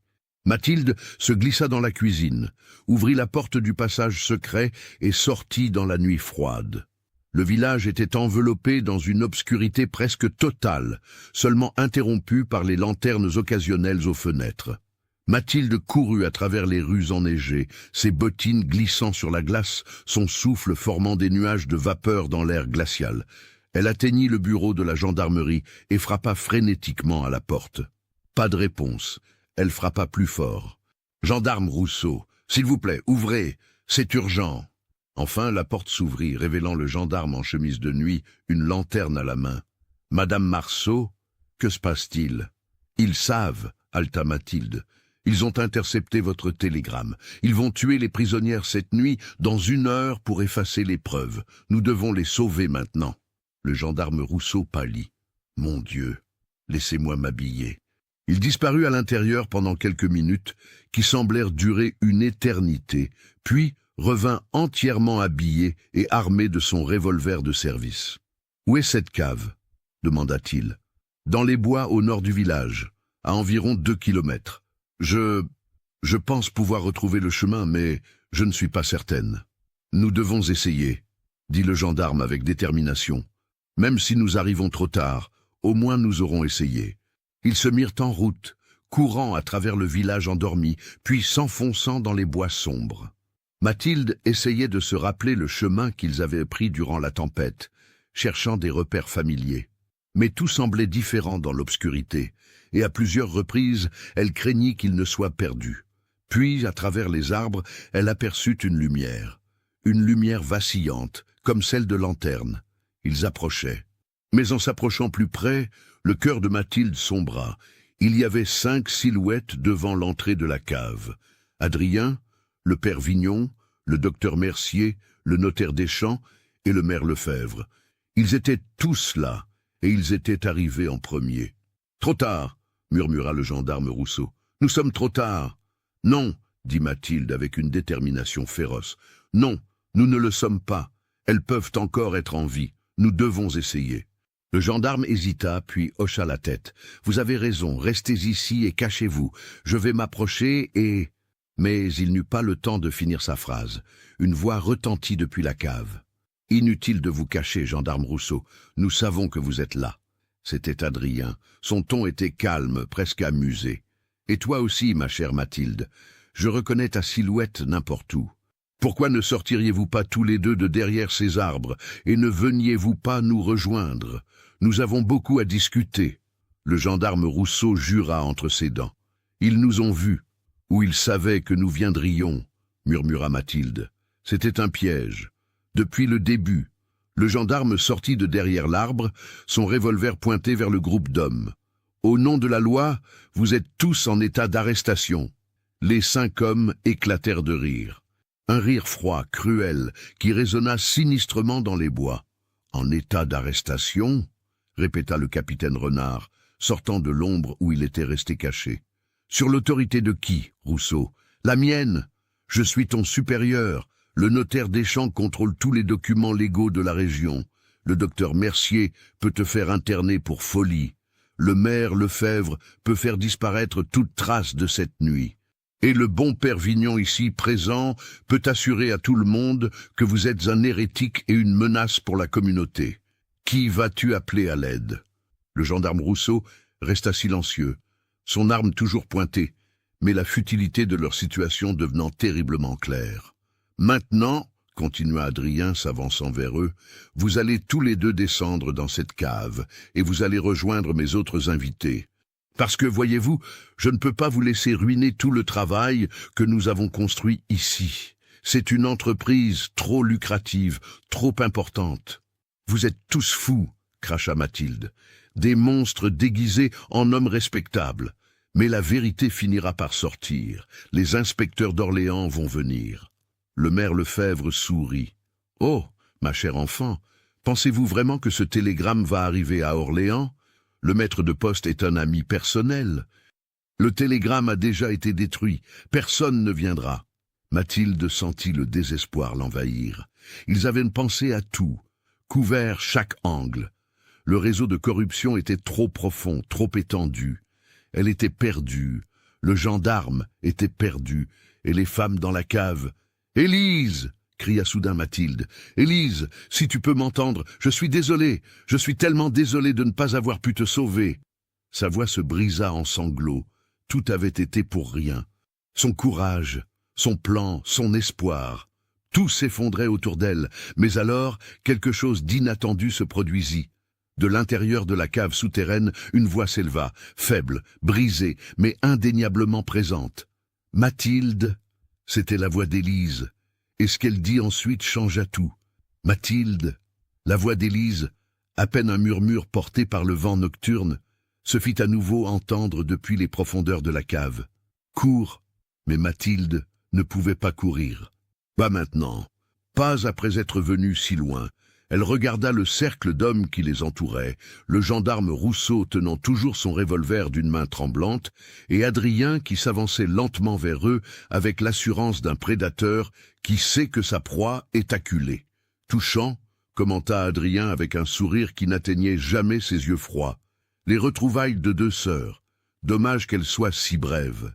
Il fit un geste vers le docteur Mercier, qui ouvrit une sacoche en cuir et en sortit plusieurs seringues remplies d'un liquide clair. Un puissant sédatif, expliqua le docteur d'une voix clinique et détachée. Vous ne sentirez presque rien. Quand vous vous réveillerez, vous serez confortablement installé dans votre nouvelle demeure. « Tire !» cria soudain Mathilde au gendarme Rousseau. « Tire sur eux !» Mais le gendarme hésitait. Il était un homme de loi, entraîné à suivre les procédures, à respecter l'autorité, tirer sur son propre capitaine, sur le maire, sur un prêtre. C'était impensable, même dans ces circonstances extrêmes. Cette hésitation fut fatale.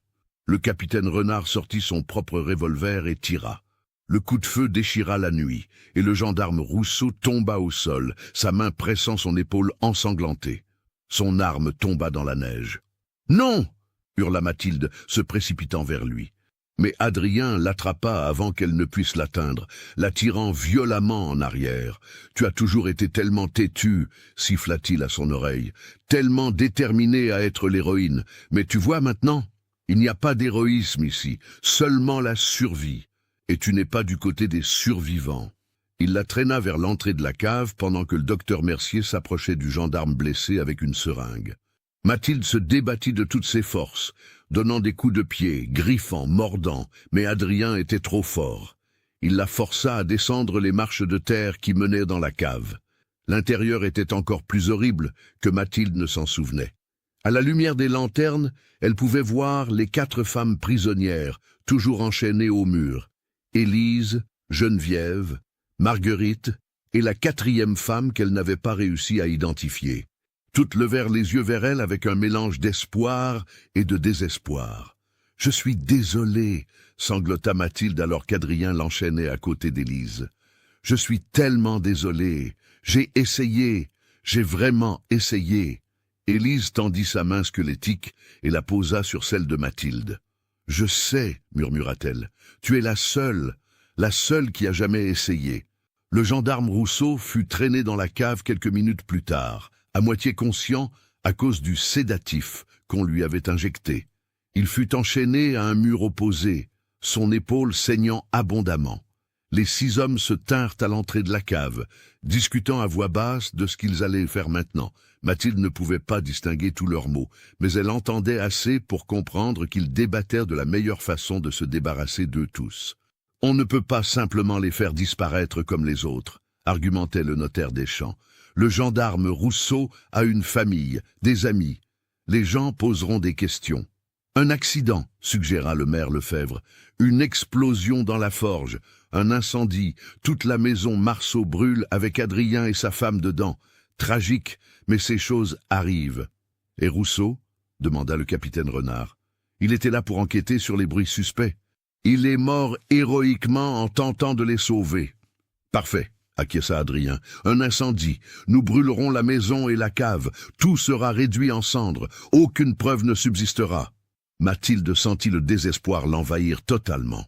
C'était fini, vraiment fini. Dans quelques heures, elle et toutes les autres seraient mortes, leur corps calciné au-delà de toute reconnaissance. Mais alors, quelque chose attira son attention. Un objet dur pressé contre sa cuisse par le tissu de sa robe. Le carnet. Elle l'avait toujours caché sous sa robe. Dans toute la confusion, personne ne l'avait fouillé. Les preuves étaient toujours avec elle. Mais à quoi cela servait-il maintenant? Si elle mourait, le carnet brûlerait avec elle. Personne ne saurait jamais la vérité. À moins que... Geneviève, murmura-t-elle aussi doucement que possible. Geneviève, tu m'entends? La femme aux cheveux bruns, enchaînée quelques mètres plus loin, tourna lentement la tête vers elle. Oui, croassa-t-elle. Depuis combien de temps es-tu ici? 12 ans. Répondit Geneviève, sa voix vide de toute émotion. Alors tu dois connaître chaque centimètre de cette cave. Y a-t-il une autre sortie, n'importe quoi, un tunnel, une fissure dans le mur assez large pour passer? Geneviève secoua la tête. Non, nous avons toutes cherché. Pendant des années, il n'y a qu'une seule sortie, celle qu'il garde. Mathilde ferma les yeux, luttant contre les larmes, mais elle devait continuer à réfléchir. Il devait y avoir un moyen. C'est alors qu'elle remarqua quelque chose. Les chaînes qui la retenaient étaient vieilles, rouillées, pas aussi solides que celles du sous-sol de sa maison. Et l'anneau fixé au mur auquel elles étaient attachées bougeait légèrement quand elle tirait dessus. « Élise, murmura-t-elle. « Mais tes chaînes, elles sont solides ?» Élise regarda ses propres chaînes, puis secoua la tête. « Non, l'anneau est décellé. J'ai essayé de travailler dessus pendant des mois, mais je suis trop faible pour le retirer. » Une étincelle d'espoir s'alluma dans le cœur de Mathilde. « Et si nous travaillions ensemble, toutes ensemble, si nous tirions tous sur nos chaînes en même temps? Cela ferait du bruit, » avertit Marguerite, la jeune femme aux cheveux blonds. « Ils nous entendraient. »« Qu'ils nous entendent, » dit Mathilde avec une détermination féroce. « Qu'est-ce qu'ils vont faire? Nous tuer plus vite? Nous sommes déjà mortes, alors autant mourir en combattant. » Elle regarda chacune des femmes enchaînées, ces victimes qui avaient été brisées et déshumanisées pendant des années. Et dans leurs yeux, elle vit quelque chose s'éveiller, une lueur qu'elle n'avait pas vue auparavant, l'étincelle de la rébellion. « À 3, » murmura Mathilde. « 1, 2, 3. » Elles tirèrent toutes ensemble sur leurs chaînes. Le bruit métallique résonna dans la cave comme un coup de tonnerre.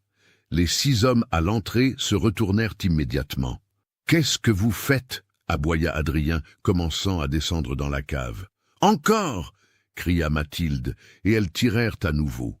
L'anneau auquel les chaînes d'Élise étaient fixées se détacha du mur dans un nuage de poussière et de pierres effritées.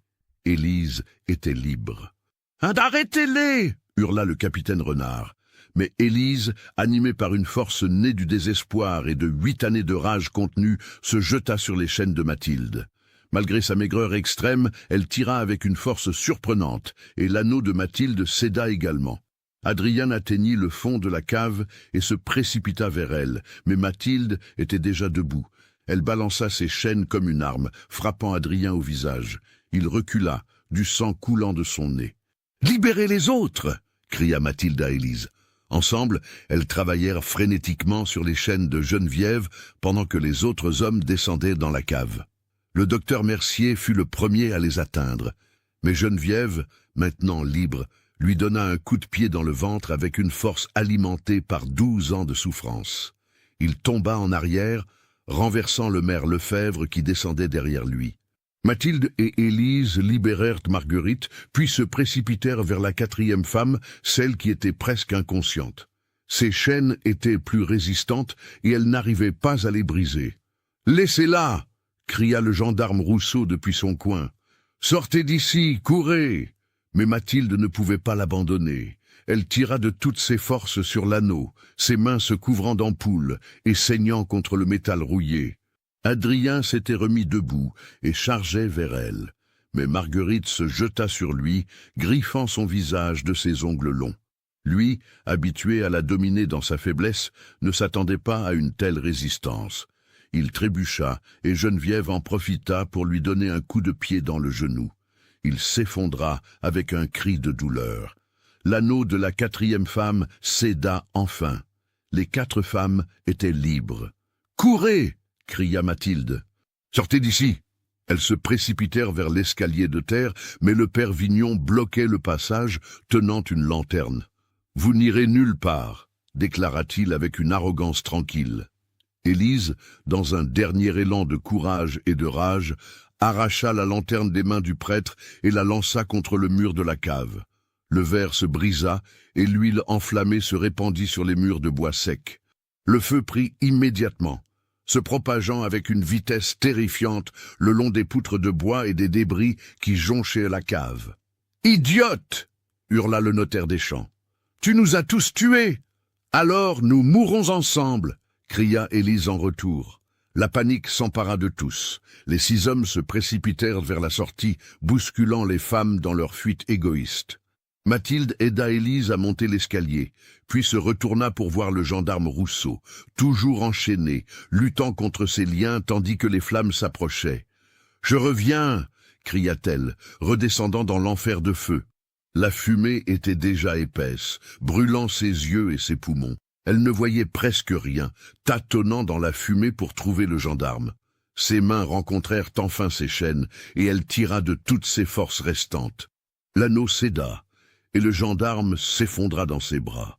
Ensemble, ils trébuchèrent vers l'escalier alors que les flammes léchaient leurs vêtements.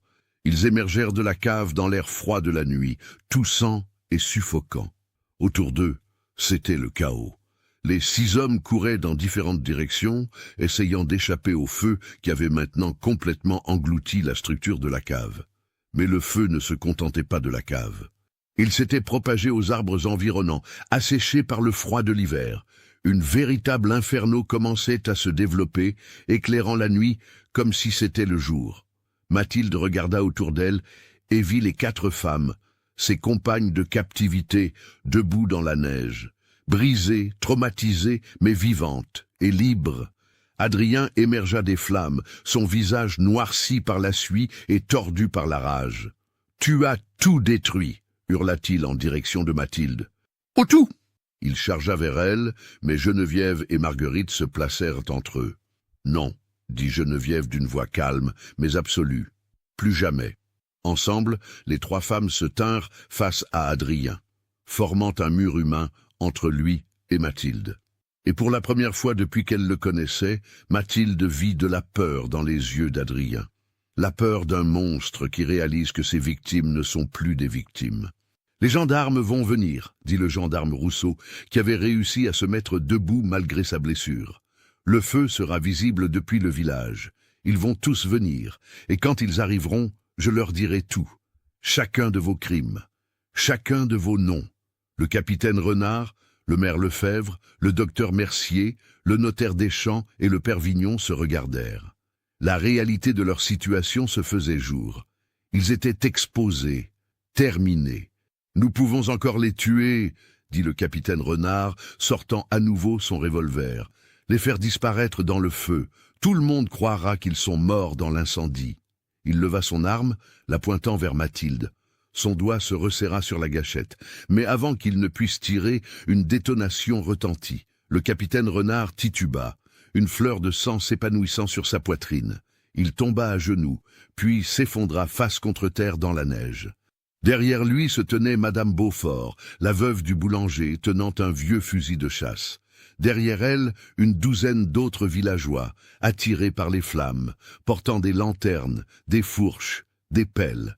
« Nous avons tout entendu, » dit Madame Beaufort, sa voix tremblante mais résolue. « Nous vous avons suivi depuis le village. Nous savions que quelque chose n'allait pas, et maintenant, nous savons exactement ce que vous êtes. » Les 5 hommes restants réalisèrent qu'ils étaient encerclés. Les villageois armés et furieux formaient un cercle autour d'eux. Il n'y avait nulle part où fuir. « C'est fini, » dit le gendarme Rousseau. « Pour vous tous. » Au loin, on pouvait entendre le bruit des cloches du village sonnant l'alarme et les cris des pompiers volontaires qui se rassemblaient pour combattre l'incendie. Mathilde s'effondra dans la neige, épuisée au-delà de toute mesure. Élise rampa vers elle et posa sa tête sur ses genoux, comme elle le faisait quand elles étaient enfants. « C'est fini, » murmura Mathilde, caressant les cheveux emmêlés de sa sœur. « C'est vraiment fini. »« Oui, » répondit Élise, les larmes coulant sur ses joues creuses. « Nous sommes libres. » Les jours qui suivirent furent un tourbillon d'événements. Des inspecteurs vinrent effectivement d'Orléans, alarmés par les rapports de l'incendie massif. Quand le gendarme Rousseau et Mathilde leur racontèrent toute l'histoire et leur montrèrent le carnet qu'elle avait sauvé, une enquête approfondie fut lancée. On retrouva les restes de 13 autres femmes, enterrées dans les bois autour de Beaumont-sur-Loire. 13 femmes qui avaient été torturées, violées et assassinées au fil des ans. Leurs noms furent identifiés, leurs familles informées. Adrien Marceau, le docteur Mercier, le notaire Deschamps, le maire Lefebvre et le père Vignon furent arrêtés et traduits en justice.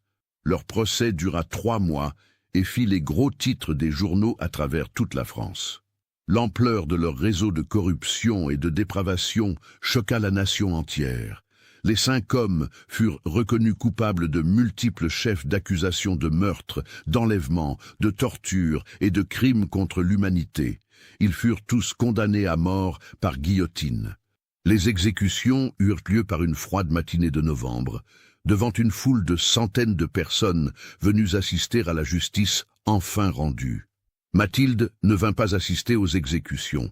Elle n'avait aucun désir de voir Adrien une dernière fois, même pour le regarder mourir.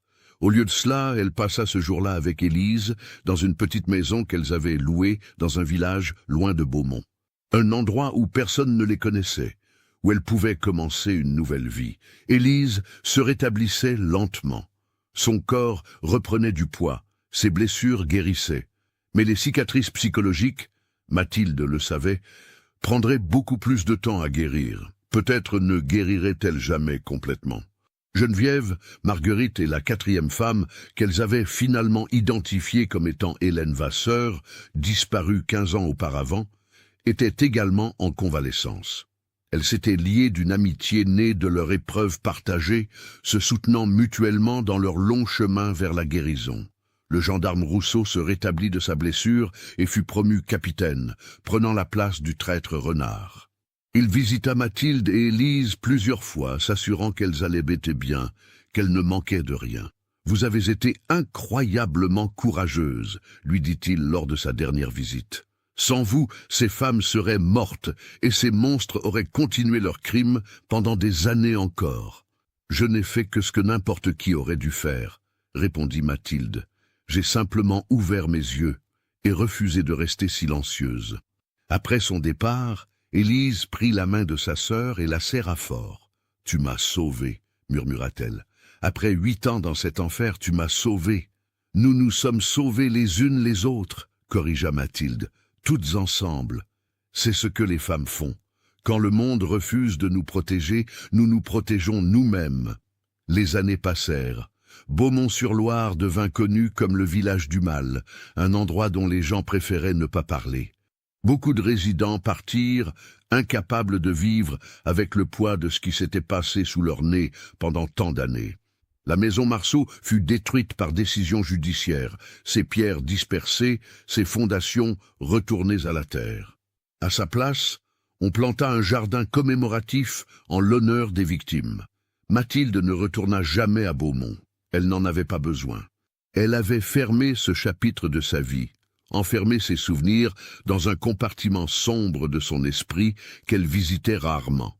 Elle vécut le reste de ses jours tranquillement, prenant soin de sa sœur, travaillant comme couturière pour subvenir à leurs besoins. Parfois, la nuit, les cauchemars revenaient. Elle se réveillait en sueur, entendant le bruit des chaînes, sentant l'odeur du sous-sol. Mais alors Élise était là, tenant sa main, lui rappelant qu'elles avaient survécu, qu'elles étaient libres, et que les monstres étaient morts. Qu'avez-vous pensé de l'histoire? Laissez votre commentaire ci-dessous et partagez vos réflexions sur ce cas terrifiant. Envie d'autres histoires d'horreur mêlant histoire et mystère. Abonnez-vous, activez la cloche de notification et partagez avec ceux qui aiment le côté obscur de l'humanité. À bientôt pour le prochain cauchemar.